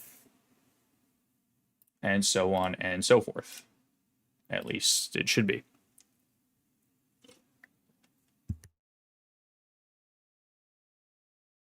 My league is changing from roto to head-to-head format. I can't see how it plays out. I love head-to-head a lot better. Do you feel that defenders are actually somewhat overrated? I watched the drafts last year you guys did, and people picked okay defenses round 2, 3. I know they're important, but still. Matthew, I think when we say that we want to prioritize defensemen, I think a lot of the time just our community and the bias that they have towards us, especially in like FPPL drafts where we know it's like a lot of us within the community are drafting against each other. The scarcity factor starts to like come into play where if you see like a run on of like 2-3 defensemen go, and it's like, you know, you see obviously Makar go round 1, you see Quinn Hughes go at the end of round or at the beginning of round 2 or the end of round 1. And then you see like Dahlin, Bouchard's, and whomever go, it's like, oh, I need to pick a defenseman here. And that's what you saw last year a lot of the time. So I think I'm trying to pivot away from that because not only like are there just outright better forwards of Kaprizov second. Okay, Cedric Strolling. Nice. Love that. So again, when it gets to this pick here at 10 guys, it's more or less the same things available. Brady Tkachuk goes, which means I'm taking my boy Mikko Rantanen. I'm just as okay drafting him on Dallas as I am on Colorado. So I'm very happy with my pick at 10. I think he's incredibly safe. He still has like 95 point plus upside. Can still score 45 plus goals. I was also considering Jack Hughes here, but I think my general consensus is the fact that I have more confidence in Rantanen than I do with Jack Hughes. Jack Hughes probably has more upside, but I think I'm still confident in Rantanen potentially putting up 45 plus goals, having 95 plus points. His ceiling does come down probably a little bit because he's not playing with Makar or McKinnon anymore, so I don't think he's in that 105 range anymore, but I still think he can get 100 points. Nylander at 12 is fine. He's a very safe pick. I would not blame anybody for going Connor Hellebuck here early in the second round also, especially because it's a 14-team league, and you just get such a distinct advantage with him at goaltender than anybody else. So I wouldn't hate that pick either. As I say that, he goes. Shocker. But Kelly into Kyle Connor. Maybe he's a Jets fan. Jack Eichel there is perfectly fine. We're coming up on my pick. And I don't hate the idea of taking a defenseman right now.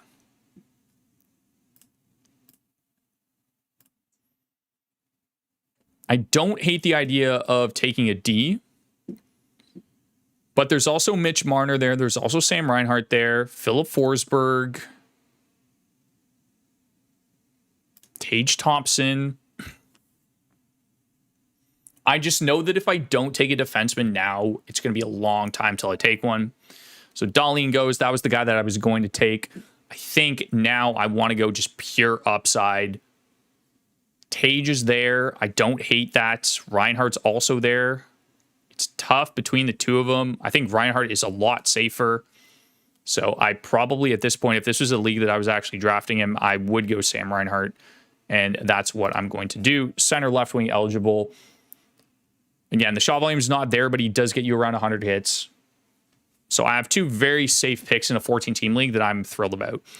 Tage would have been fine there too with the upside that he gets and the shot volume that he gets, but he's still hovering around like that 70-point threshold. So it's all still very close. But we'll see. Forsberg, again, I was considering like Werenski, Bouchard, Point I thought about as well. But I think I didn't want to handcuff myself at center if I didn't need to.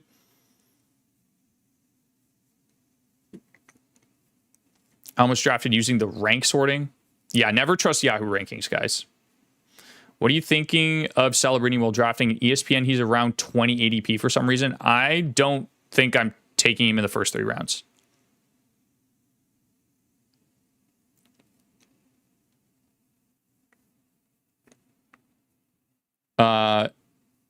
Dame, you're good, brother. Don't worry about the Kaprizov pick. It's all good. It's all good.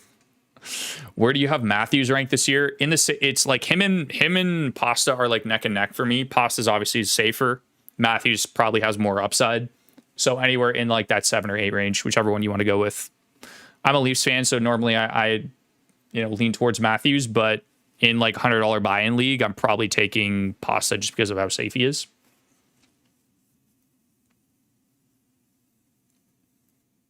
Guys, if you are enjoying the streams, please leave a like. We're going to be doing mock draft Monday, every single Monday, all the way through September.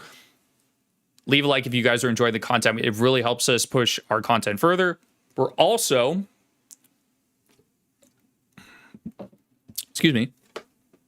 we're also going to be having a couple guests onto some mock drafts moving forward, just to kind of get some differing opinions, specifically, potentially some of the Apples and Genos guys and other people from the Fantasy Puck Creators League that you guys see. Eichel, top 15 lock? Yeah, I would think so. What do you think of Kempe? He's got a great floor. I do think his ceiling's kind of capped in terms of his point production, but 35 goals, a good shot volume, and some hits is a really good pick. So now we're seeing a run-on of defensemen. And Dahlin goes, a ton of good forwards go. You got Reinhart, Forsberg, Panarin, Gensel, Point. Bouchard, Moose has gone Cale Makar into Evan Bouchard, which is crazy. I don't think I've ever seen a start like that in a 14-team league. I'm now curious to see what he's going to do for the rest of the draft. Draisaitl into Werenski, I think, is fine. Anywhere in like the latter half of the second round, I think Werenski should go. Lane Hudson this early is insane. Victor Hedman this early is insane. But he then rounds out with Tim Stützle. And then Cedric goes Josh Morrissey again. I can't tell if he's trolling or not. I genuinely don't. That's insane. Hudson should never go above Morrissey. He should never go above Hedman. And I don't think he should ever go in the second round. What do I think of Jarvie this year? Love me some Seth Jarvis. He's just, his ADP's too high right now. Suzuki top 25? Probably not. Sorry, guys, I'm talking so much that it's like making me cough now. So confused with Rantanen. He looked absolutely horrible all year after leaving Colorado. He looked bad in Carolina. I don't think he looked bad in Dallas at all. Would you take Matthews at 6 above Pasta and Cap in a Bangers Cats league? I think I would, Blister, because I know Matthews has a really good block total. So I would probably take Matthews in a Bangers Cats league over Pasta and Kaprizov. Like, Kaprizov still has a ton of injury concern. Don't get me wrong. It's just for whatever reason, people feel like he's got a higher ceiling. All right, so we're seeing some good forwards go off the board now. Bratt, Keller, Miller, Boldy. My pick is coming up. Vasilevsky's here.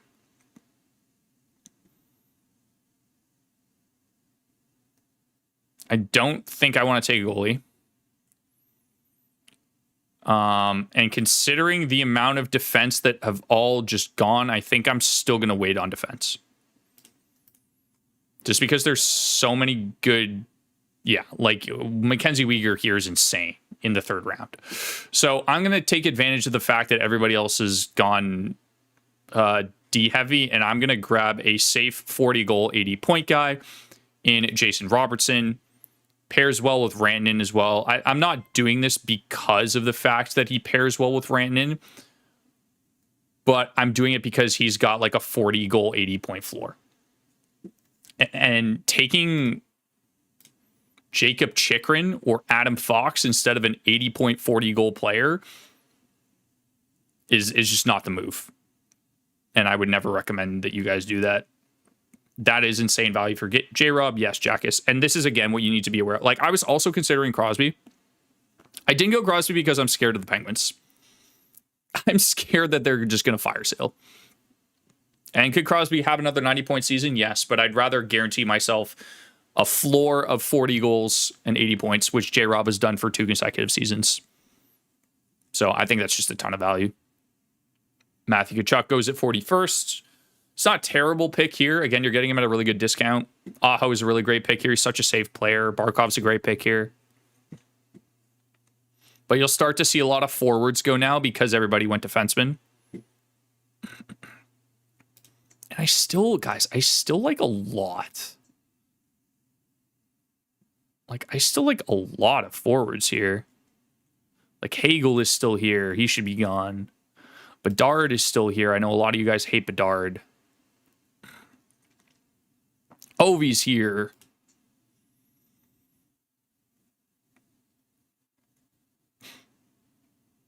Oh, Yossi and Fox go. See, I was going to potentially consider Yossi here just because I don't have a D1.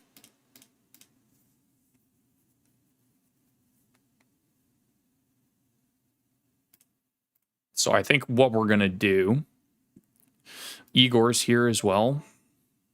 Okay, Ovechkin just goes. I think it's close. It's close for me between Kempe, Bedard, Hagel. Bedard has more risk associated to him. Kempe's got a good floor, but like not as high of a ceiling, and Hagel is kind of in that middle ground. I think because I need a right winger, I'll go Kempe here. Reinhardt is center right wing. I have a lot of like dual eligibility guys, but I'm fine with Kempe. He's got a really good floor. My voice is starting to go. But Hagel was also a good pick there. Thoughts on Keller? I love him for next year.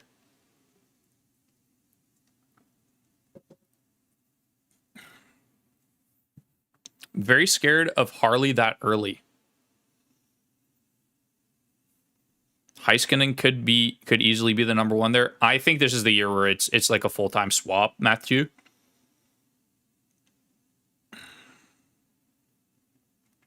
Sharp drop off in GM quality this draft. I think again, like Lost Ones, what happened is like you see Dahlin go, you see a bunch of forwards go, and then for whatever reason Moose goes Bouchard after taking Makar. Muse, if you, I'm going to call you Muse. Muse, if I'm in your circumstance here, like, if I draft Makar round 1, I'm probably not taking another defenseman until round 4 or 5. I want to hammer high upside forwards to make up for the fact that I'm already so far ahead with a defenseman. So you did that well by going to Clayton Keller, but the Bouchard pick just doesn't make sense to me.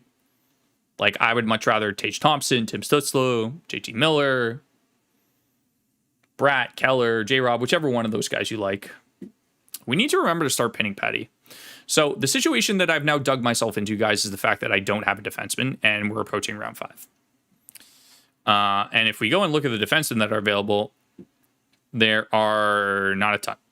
But we're not completely out of it. Again, there's still a ton of, like, Igor still available. Like, that's insane value at goalie. Bedard's still there, but we can't just continuously punt defensemen. Marchenko goes. I think that's still a little early for him, considering that there's like 80 to 90 point players available. But that's good news for us.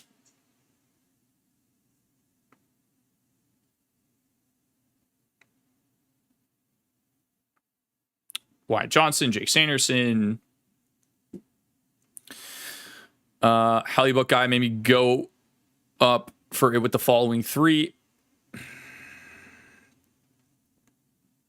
What about Jet Greaves? I'm I know he was good in a small sample size, but sometimes these things are circumstantial. I don't know if I'm drafting him super early. Sorry, I'll scroll down, guys. But as a sleeper goalie, it's not terrible. I think D heavy in drafts like this, a guy who punts him comes out on top. That's basically what my learning was from last year on brand media. I'm high on Raymond this year. Yeah, I like him. He seems to be falling in drafts too, which is nice. Like you can get, like I think he could get 90 points, 30 goals. He just doesn't do much in terms of the peripherals. And his shot volume isn't great. But he does still have a high point total. Like I'm probably taking him before like Robert Thomas. People are sleeping on Theodore. It's crazy. He's really good. It's just there is some injury concern with him. Cole Caulfield's a good pick there. Thoughts on Hintz? I think he's good. If he plays with Randon and J-Rob full time, he probably crushes his ADP. Because like his ADP currently is 56. But the problem with Hintz that I have is like his shot totals are just terrible. Like if we go and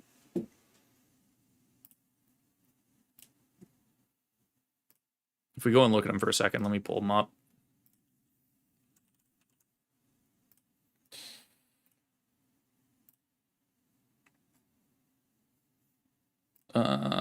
Just make that full screen.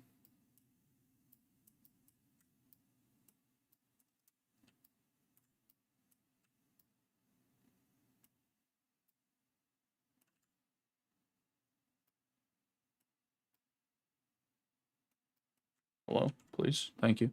Like 180 shots, 160 shots last year. Like he's just not, even though he scores 30 goals, he just doesn't do much outside of that. So it's tough to kind of draft him where he's at. I don't find myself ever looking to draft him, if that makes sense. All right, so Larkin went, Blackwood went. And we're up next. So I think we have to take a D.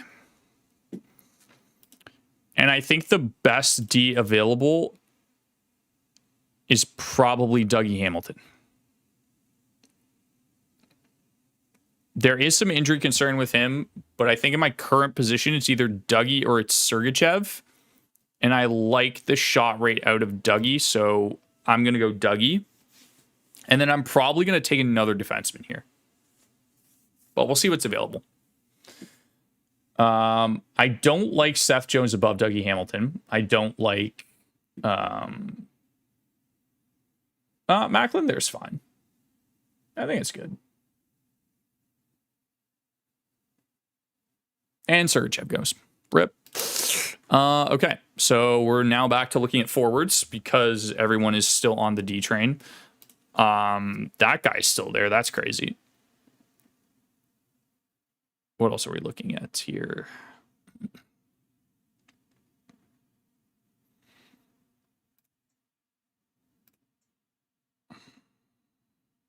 My boy. Hold on.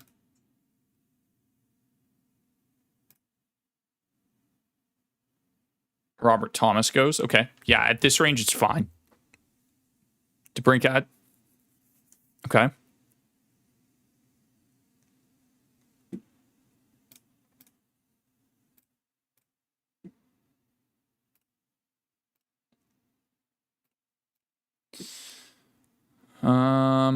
Double defense worked really well for me last year. I did my card 8 into Darlene. What division were you in, Joe?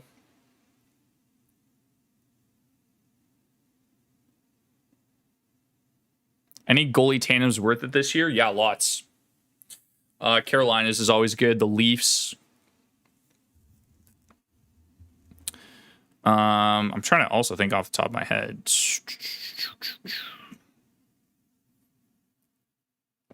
Let me look. Washington's.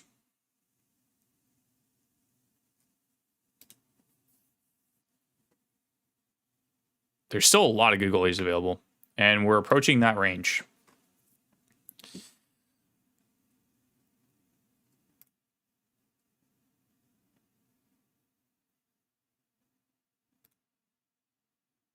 Nico Heischer's still there. Michkov gone. Guys, I really want to take a defenseman, but there's just so many good forwards.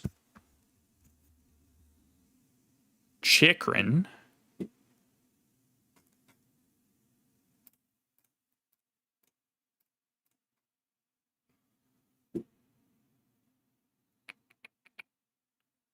I think we need to play it safe again for our second defenseman off the board. And again, in this case, if it's like $100 buy-in, I feel pretty far ahead in terms of my forwards. There's a guy that's available that shouldn't be available right now, and I have to take him because there's no way he should ever be available. And if he is available, I'm taking him 100% of the time. It's Lucas Raymond. Like at pick 75, that's insane. Like this is a point per game, 80 point. Like we can pull up his stats. Yeah, 80 points, 30 goals, 200 shots. And I get him in round 6. So, can't pass that one up. Timo ever going to see Power Play 1? I really hope so. How do you rank? Let me catch up here. Also, all the Columbus players are so undervalued like crazy. Yep.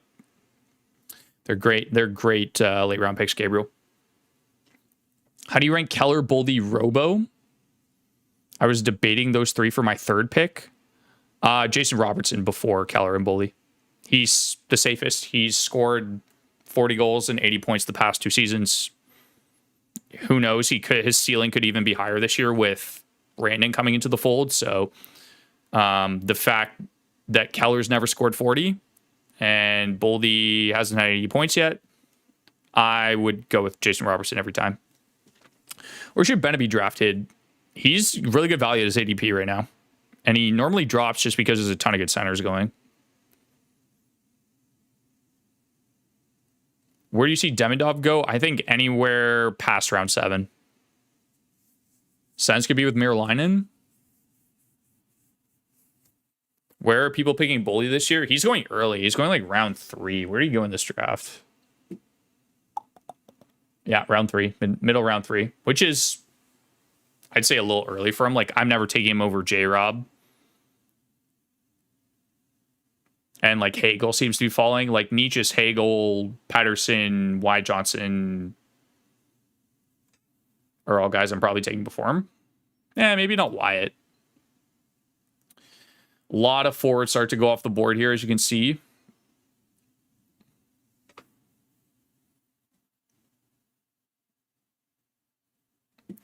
So let's get back to my current position. We have Sam Reinhart, Mikko Rantanen, Jason Robertson, Adrian Kempe, Lucas Raymond, and Dougie Hamilton as our team so far. Because this is a 14-team league, again, I think we want to focus and maybe grab another defenseman here.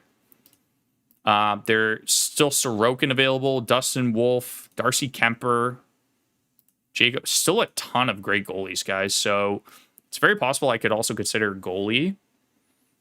But I do want to make sure that I do come out with a defenseman in one of the next 2 picks.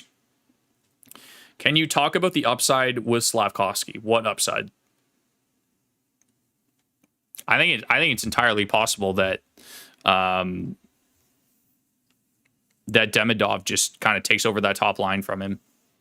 And Slav just becomes kind of this like 50, 60 point guy with a really good floor. Like very similar to like a Timo Meier, just not with the shot volume.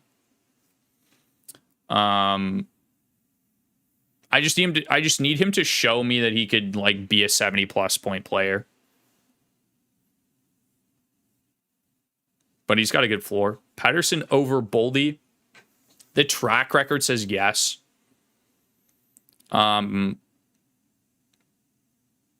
like if you're Vancouver, you really need Petty to score 40+ goals. But I think I'm taking Patterson over Boldy for 2 reasons. Number 1, Patterson has a much higher floor because of the block and hit rate. And number 2, like Patterson is the guy. It's like if Kaprizov goes down, like you see another 70-point season out of Boldy.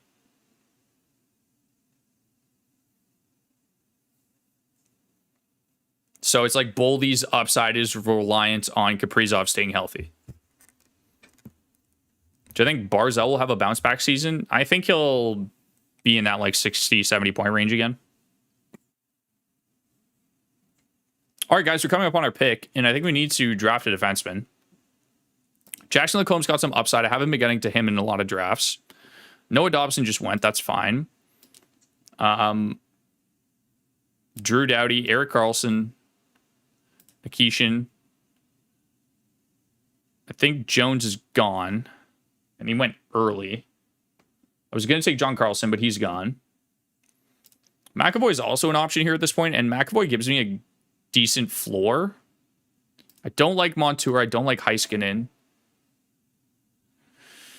So my options are pretty limited here.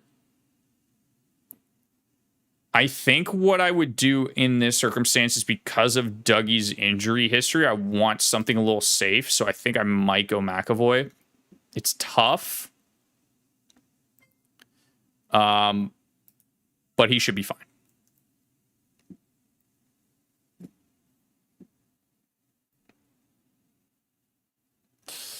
Let's do a poll.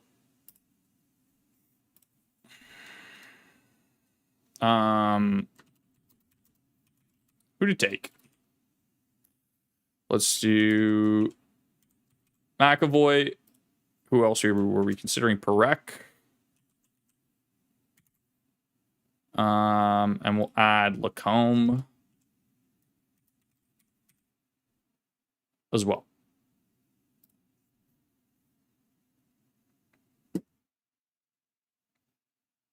Vote that poll, guys. What's so good about Nish? I keep seeing people on Reddit talk about him as a sleeper. He's a crazy good sleeper. Creed, like close to a point per game as a D in the KHL. Is physical, has like a good like hit volume to him, good shot volume on top of that. So he's got like offensive upside, and he's already been dominant at the KHL level. And people are just assuming that he's going to take over that power play one slot, which if he does, he probably becomes a league winner. I just think it's going to be Gostisbehere again. But it's very possible that he does take over that top line power play. So in this circumstance,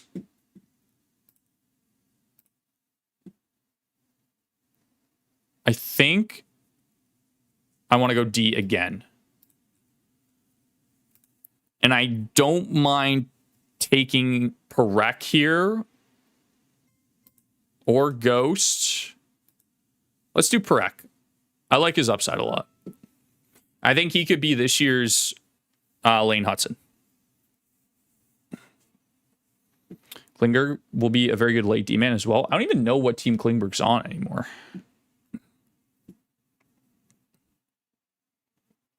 Is Nish going to get power play one, you think? Creed, I want to say it's less likely than a guy like Perek. Just because Ghost is already there and he's established. Where I think if Perek is playing in Calgary, for example, the reason that he's playing on that team in the first place is for him to be the power play one quarterback. He has elite upside.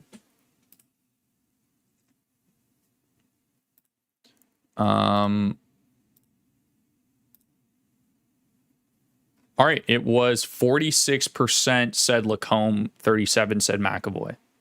Interesting. Really? I guess like in that sense, like Anaheim's power play, it's so weird to say, but it could be better than the Bruins.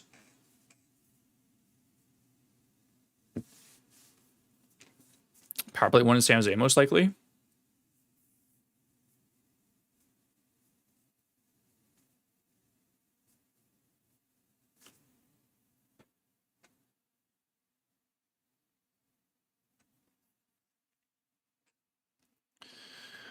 Dylan Holloway, don't sleep on him. He's cute. He's cute. Don't worry. He's coming up. Perek is power play one, and is Uyghur not worth drafting based off his ADP? If you're drafting Uyghur based off of your assumption that he's going to be the power play 1D, I would also try and just handcuff him with Perek later in your draft. Uyghur, why Uyghur is considered like a D1 still is because of like the peripherals that he provides in combination with the fact that he's a power play 1D. It's like Cider. It's like good peripheral floor, 40-point upside, but like Uyghur doesn't.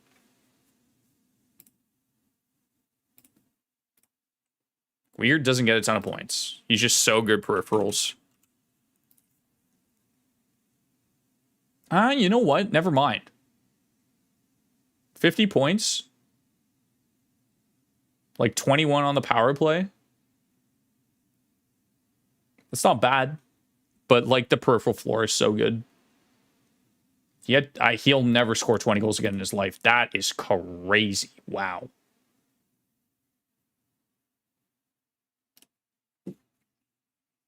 All right, so we're seeing some later forwards coming to play already here. Interesting. Goalie, Gabe. That's probably a little early for Gabe, in my opinion.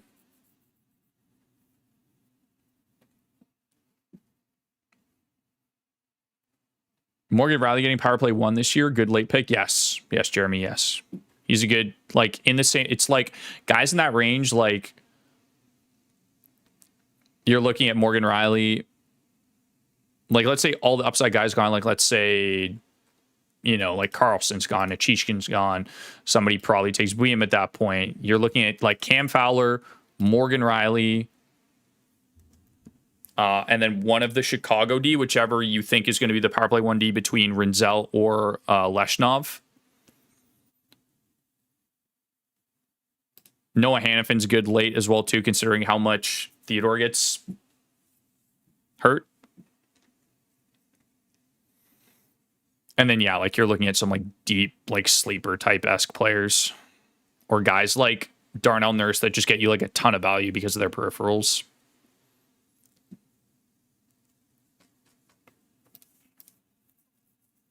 But yeah, see, you mention a name and then they go. Brock Faber, Morgan Riley, Eric Carlson, all gone. Not a stream type of Adam Cute. I love you on Bear Media. No, you're good. You're going good. Like you're good. Zip at pick 118 is interesting. I think he's cooked. I think he's cooked, guys. Bo Horvat should not be available here. I might just snag him. That's a free 30 goals right there. Speaking of free 30 goals, we're going to pin him as well. There's still some insanely good goalies here, and I don't have a goalie, so I might just take a goalie.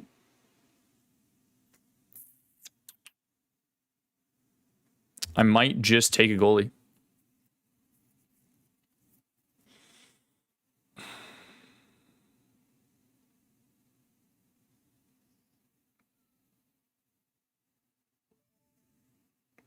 Nikishin goes. And I think out of the two that are available, probably lean towards Logan Thompson.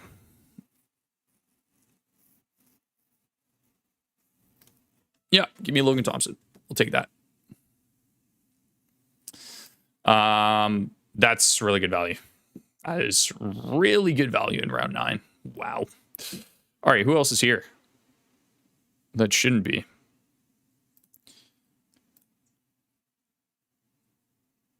We like him a lot. Like him a lot too. Him. Oh,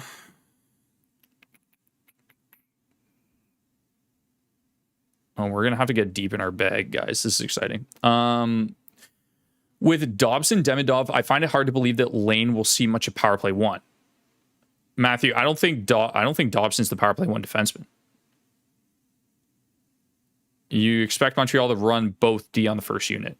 I don't think he's good. I don't think he's the power play 1 defenseman. Hannafin isn't good on the power play even when he's on it. Yeah, that's true, Dylan. It's just like a circumstance of Theodore getting injured. What are your thoughts on McNabb for all the blocks? It's not terrible as like your 5th D, but typically you want to try and aim for power play 1 defenseman or guys that are like an insane shot plus block total or shot plus hit total. Thoughts on Velarde this year? Great late round pick. Thoughts on Dorofeev this year? He's a big sleeper for me. He'll be in the sleepers vid for sure. Thoughts Thoughts on Byfield? Love him. I think he's got another gear to him, but we need to see the breakout at this point. So I don't mind drafting Byfield as like here's a guy with a 50-point floor, and then if he explodes, then he explodes. But Bo Horvat had 30 goals, 250 shots, and 100 hits last year, and will likely be the first line center in New York. So I think it might be him. But you know what I'm going to do actually is I'm going to take a defenseman here and just kind of solidify this. Zeev William, I'll talk about, you'll see him in the video tomorrow. He's going to walk into a power play 1 slot in Minnesota. He could have a Lane Hudson type season just with the caliber of players that are around him, the talent that he has, the opportunity. He's one of, if not my favorite late round defense picks, especially even like I would consider reaching on him on his ADP. But if you get him at his ADP, it's an absolute slam dunk.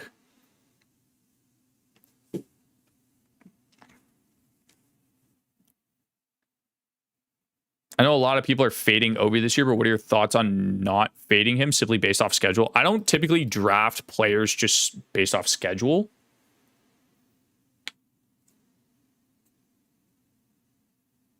Like, I don't think there's ever a circumstance where, like, it's different for when you're trading for somebody like halfway through the season when you know kind of like what they are. And then you're looking at your playoff schedule and you're like, okay. Like, I know some people are like super keen on getting guys that are, well, let's say, for example, like, oh, like this team plays like 15 off nights. I want to target people from this team. So, thoughts on possible Vegas 5-4 power play 1? I think as long as Theodore is healthy, it won't be. I do foresee a circumstance of the fact that, you know, he gets injured and then they're like, let's just have Mitch Marner play the point, kind of similar to what we saw in Toronto. Blackhawks fan here. It'll be a rotating door for power play 1. Interesting. Yeah, I'm curious to see what it's like in camp. Who else we got here? I like Byfield's. They're still like really good goalies. This is why you wait on goalies, guys. This is always why you wait on goaltenders. I think we're good on D now. We might get a little cheeky 5th D here later on, but I think our focus should be on rounding out our forward group. And I know exactly who I'm picking next. If he falls to me. Do you drink caffeine coffee? Yeah, Skate, I normally do like a coffee in the morning. And then maybe one in the afternoon if I really need it. What do you think about stacking players like Eichel Martin in the first 2 rounds or Point Kucherov? I like Point Kucherov better just because they're a little bit more safe. Like, you've seen how consistent those guys are over the past like 3 years. I don't think there's ever a circumstance where it hurts you with guys that are consistent like that. But I think that specific tandem is fine. Like, I have Rantanen and J-Rob, and I'm completely happy with that. But like guys that are on like a new team, like an Eichel Marner potentially, could be a little risky. But if they're like 2 high-end players, a lot of the time it shouldn't matter. Do I think Montreal's making the playoffs again? Yeah. They could be the 3rd Atlantic spot, honestly, if all goes according to plan. Guys, again, if you're enjoying the content, leave a like. Really appreciate you guys being here. Who do I like more, Wolf or Dostal? I like Wolf a lot better. I think Wolf could honestly like be a 9-10 goalie and just have like top 5 upside. Even if Calgary kind of starts selling people off. No, he went. Dude, somebody took him. Adam Fantilli, my boy. It's all right. I took him in the last draft. And suddenly my queue is gone. How did that happen? I had 6 guys pinned and they're all gone. All right. Let's get down to work then.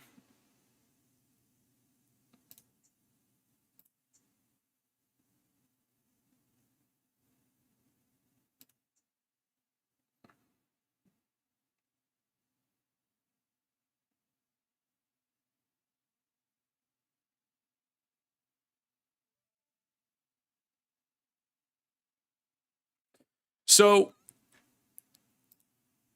I don't think I want Brock Nelson. I could take my second goalie here just because I do think they're going to start to thin out. And I do think I want Carl Vejmelka. I love Utah going into this season.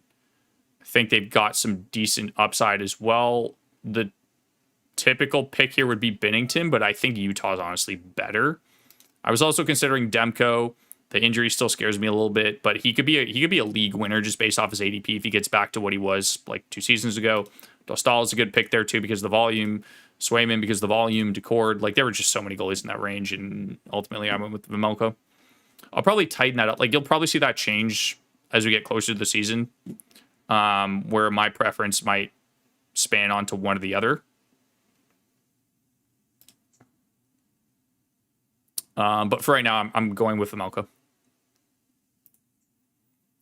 Rusk. Who else?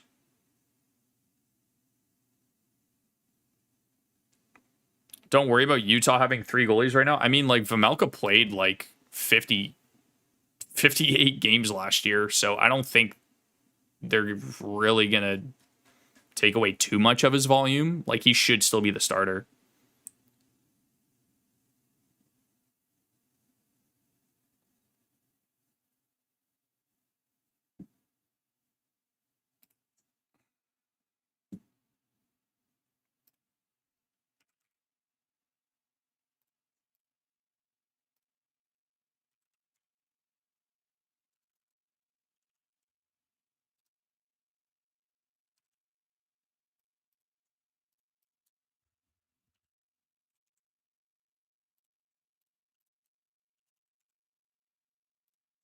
We're getting to that range, guys. We're getting to that range real quick.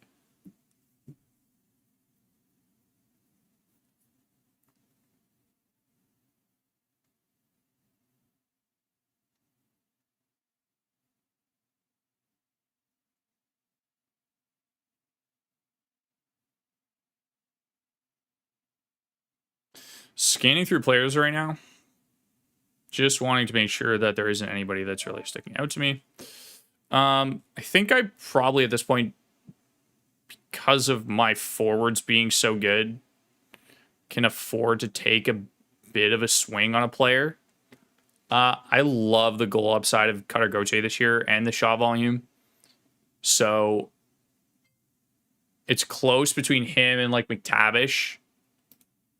But I think I like Cutter Gauthier in this range a lot.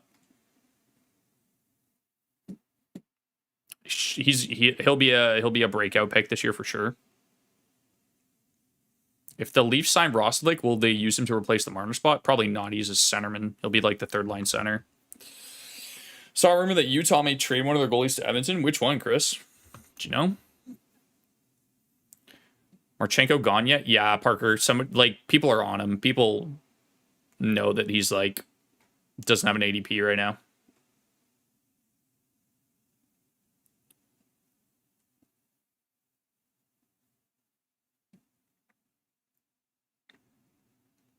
Where would you pick Marchenko in a 10-team league? You can probably get him like round 5 or 6.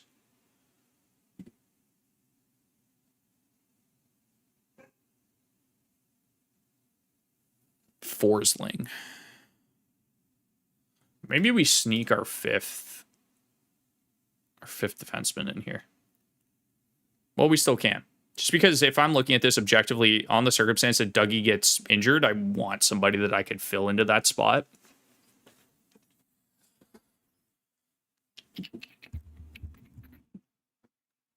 So Neil Pionk's not bad.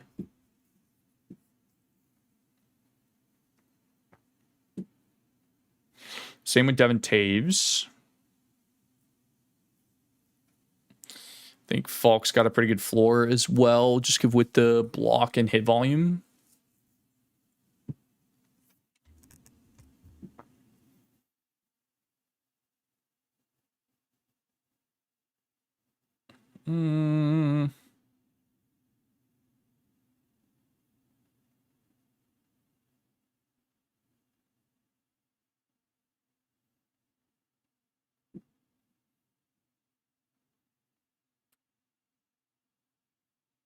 Truba.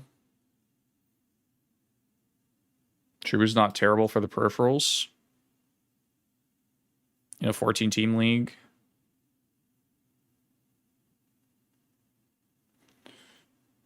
Wait.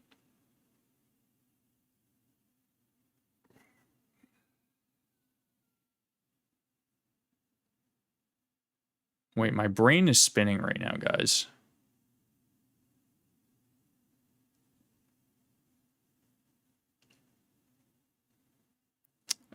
I thought of a name. I wonder if he's actually there.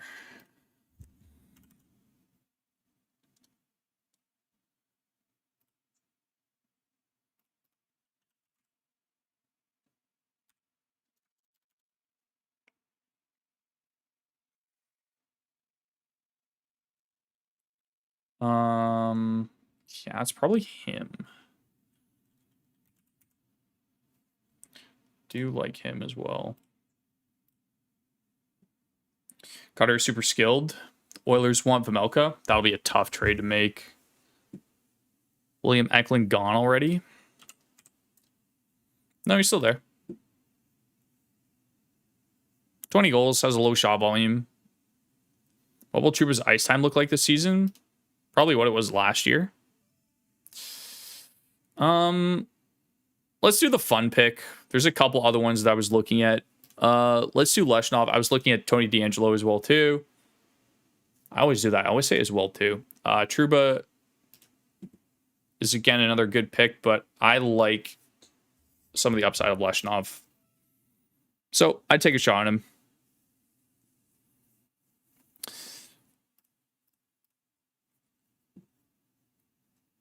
There are still some decent forwards. Like Kopi, Vetrano, Schnevich, triple eligible. All three great picks. Malkin's going undrafted right now. But like as your last pick, like you're really not that concerned.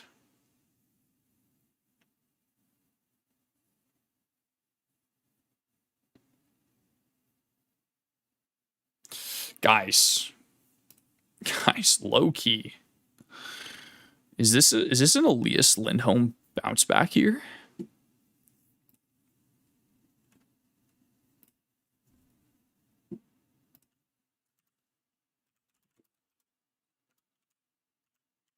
I'm making a poll. Making a poll is not my favorite thing to do, guys.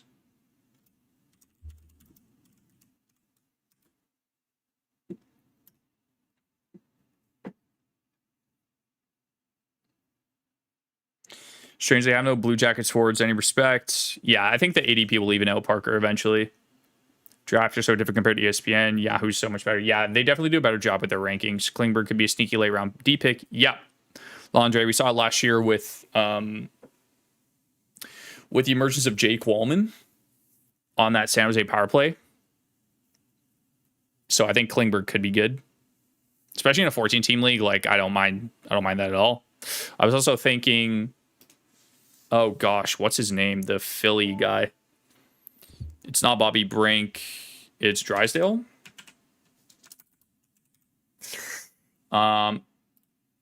Jamie Drysdale. But I think the player that I'm going to take here is, I do like Chris Kreider for a bit of a bounce back, but Jake DeBrusk should see line 1 minutes alongside Elias Pettersson and power play one time. So I like him.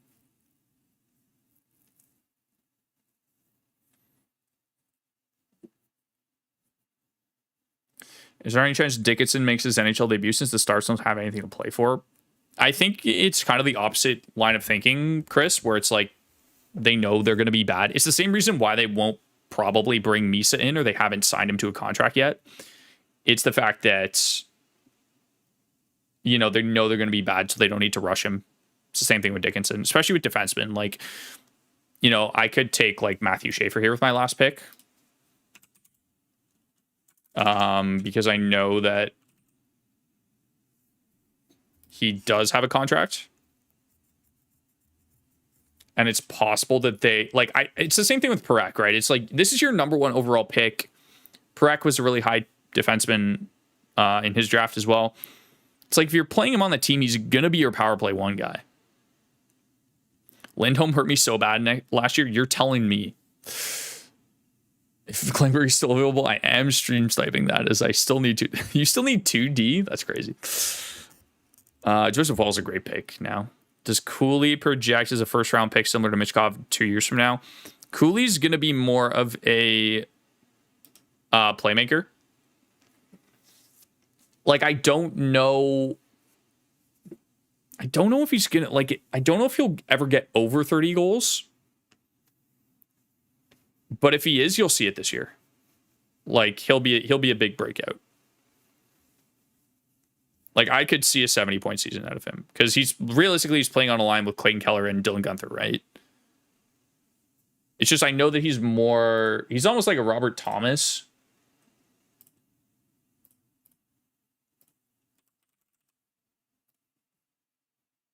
Oh, he did score 25. You know what? It's just the shot volume. Shot volume sucks. But he is on my list for like a breakout. But like 65 points in 75 games is great. And if he's playing on a line with Keller, then, you know, he's probably getting over 70 points. Wow, look at how many D just went. Jesus. Hronik, Trouba, Matheson, Burns, Klingberg. Marco Kasper's a great late round pick. I have him pinned. Had him pinned. You took him. Snuggerud's also a good pick. Is Jonathan Taves being drafted? I don't think so. I feel like Stamkos still has some dog in him. Yeah, I agree, but he's also like 34. And he's on a team that's aging. John Gibson's a good late round goalie pick. Do we still need a goalie? No, we have a Malco. All right, last two picks, guys. Let's do some fun ones. We'll go Jimmy Snuggerud. I think he's got a 40-point floor with line 1, power play 1 upside. You'll see it in the wingers video. If I'm in a $100 buy-in league, I'm picking Boone Jenner here, and I'm not even hesitating, but we'll go with a more fun one. We'll draft Jimmy Snugs. And if he's on that top line with Robert Thomas and Bushnevich all year, like, he could honestly have like 60 points in him.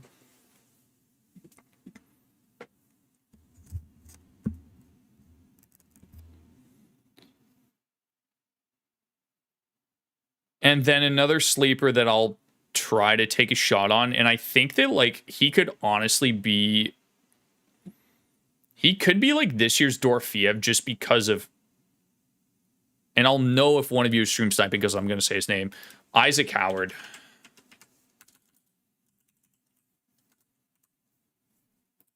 If he gets a top 6 role playing with either McDavid or Draisaitl, he's former Hobie Baker winner. He's got a good shooting talent. Like, he could be like a 30 goal, like 15 assist guy, like a Dorofeev-esque. Vander Kane got anything left? I think he's still like a top 9 guy still. It's just the injuries and the age are going to really catch up to him. The fact that Kopitar's still available is insane. And Boone Jenner is insane. And Letang. Sam Dickinson's worth a shot too. And Falk if you need D. Malkin as well undrafted. Love the content, dude. Thank you, Mass. Appreciate you. It's going to be the best sleeper of the season. I think you commented that while we were talking about Snuggie. Could Casper have a Holloway breakout year? Yes, Brendan. He's on my list as well as like a breakout, especially because we saw him in the top 6 last year. And he's like a good like peripherals guy. Like, he's got a good floor to him. Kiefer Sherwood is honestly a low-key a good pick there too.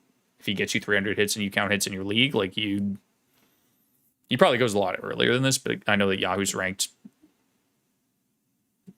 accordingly. But if he gets you like 15 goals and like 300 or like, I don't know how many hits he could get realistically.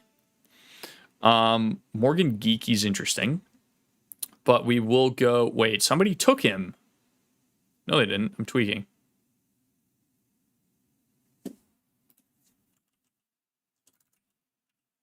We'll go Isaac Howard. It's a fun pick. But again, if I'm in a $100 league, I'm taking Boone Jenner. Taking Kopitar. Like, these are all much, much safer picks. Like, even Malkin.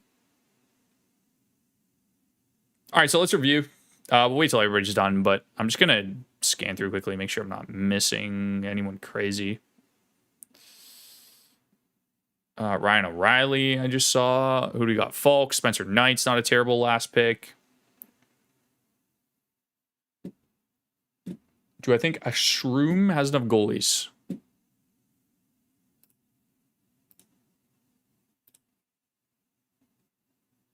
He has Connor Hellebuck, Sergei Bobrovsky, Aiden Hill, Jacob Marshall.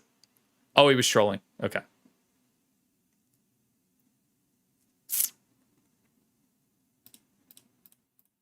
Fun. All right. Well, we're gonna ignore that. Let's see. Let's review. I still have a center spot available. Wow, I didn't even realize that. So I actually kind of trolled at the same time, guys. Let's take a quick look at the team. See if we would change anything.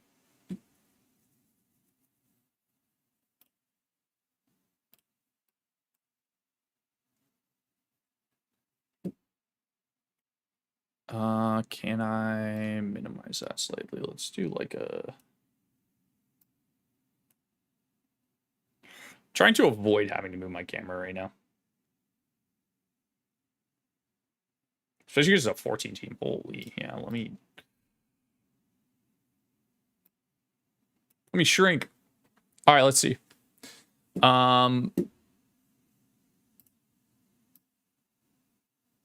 We started off pick 10 with Mikko Rantanen, which was great. Very happy with that. It was between him and Jack Hughes. I went safe. I went Rantanen. Sam Reinhart, again, another safe pick. I could have gone into a defenseman. I could have gone into a more riskier pick with Tage Thompson. I could have gone into a guy like Artemi Panarin. But Sam Reinhart, 40 goals, 100 hits, really good floor, really good on the power play. A lot of goal upside still. The shot volume is not really there, but the other kind of like block plus hit combo kind of makes up for the lack of shot volume. But great pick either way. The only real issue I have with Reinhardt there at that spot is it still doesn't get me a lot of upside.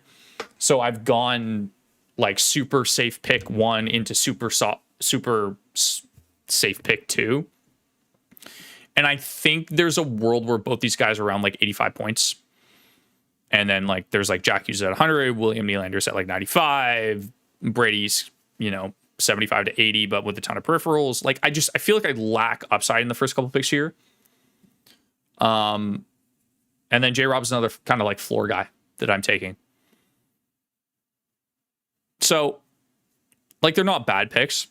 And the later half of like this pick, like 114 to like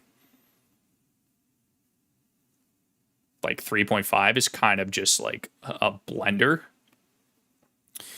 Especially when Bouchard, Werenski, Lane Hudson, Victor Hedman go. But if you guys ever get to a circumstance like this, like just ignore it. You're going to be fine. Draft elite forwards where you can. That's what I did with the J-Rob pick.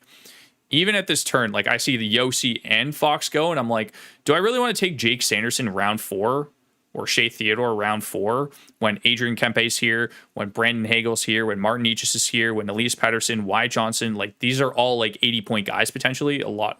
Maybe Wyatt gets 80 points this year, but like at that point, I'm like, I'm still drafting a forward. So then what I decided at that point is I know, again, there's still a lot of good forwards on the board because people have gone from like Mort Seider to Jake Sanderson. Like I was considering Seider here for sure. Jake Sanderson, Theodore, Jones actually goes well before, and I'm like, okay, it's between Dougie and Sergachev. I take Dougie. I'm like, understanding the injury concerns there, he's probably not the best D1, but like Lucas Raymond being available in the 6th round is absurd, so I went and grabbed him. He should probably go at least like in that range of like Nietzsche, Pagel, Pettersson. Potentially Wyatt as well too. Like I'd probably take, it's very close. I think Wyatt has more goal upside, but like Suzuki, Raymond, Bedard, Caulfield, kind of the same range. So I don't go D here. And I actually get pretty lucky the fact that, all these guys that have 2 defensemen at this point decide not to pick any D. Because like there's a circumstance where the second defenseman I was taking, and I was aware of this, would have been Luke Hughes. And I would have been fine with that. Like I would have been fine with like Dougie Hamilton, Luke Hughes. It kind of it's like you kind of have to pick one or the other. So I don't know if I actually would go Luke Hughes in that circumstance, but I take McAvoy. End up getting Parekh the following pick. I know a lot of you guys were on Lacombe. We did the poll. You guys said Lacombe over McAvoy. I think McAvoy's safer. I would have honestly taken Dylan Guenther if he was available in that spot too. Because at this point, like I'm just like, okay, I'm making up the fact that I have no good D with the fact that I'm just getting elite forwards. So we go Parekh. We get Logan Thompson at round 9, which I think is great value for a goaltender. Should get a ton of wins. Should get a ton of starts. William is then a more of an upside pick. Like I feel like I'm trying to make up my defense in this range. Could have gone Cam Fowler. But I really like the upside of William. So I think that's a really good pick in round 10. And then I followed up with another goalie. I think here I probably could have gone back to forward. But I don't really think I saw anything that I liked in that range. But again, it could be Vejmelka, it could be a Demko, it could be a Decord. I'll narrow that down as we get closer to the season in terms of what my preference is, based off of projections, based off of circumstance of teams, and so on and so forth. And then we finish out by going Cutter Gauthier, Leshnov with some upside there potentially, and then DeBrusk, Snuggie, and Isaac Howard to kind of finish off our like punt picks in a 14-team league. I'm happy with this. My start was so good that I can afford to take some risk later on. And we'll like the D is obviously the biggest concern here. But again, Parekh, William should have a ton of upside to them. Leshnov, again, we can easily just replace him with another like 30 to 40 point defenseman with like peripherals. Like there were guys that were there that shouldn't have been there. But overall, I'm happy with that draft. So I think that will do it for this edition of Mock Draft Monday, guys. Hopefully you guys enjoyed. Thank you again so much for support. Leave a like before you head out. Appreciate all of you. There will be another one. We'll try and also do more live streams just like periodically throughout stuff, and we'll mix some mocks. We'll mix in some like Q&As. Guys, I'm not going to review drafts this time just because we're already like 2 hours in. But yeah, thank you guys for watching. Leave a like. Appreciate all of you. See you in the next one. Mike will be doing the next Mock Draft Monday. So look forward to that.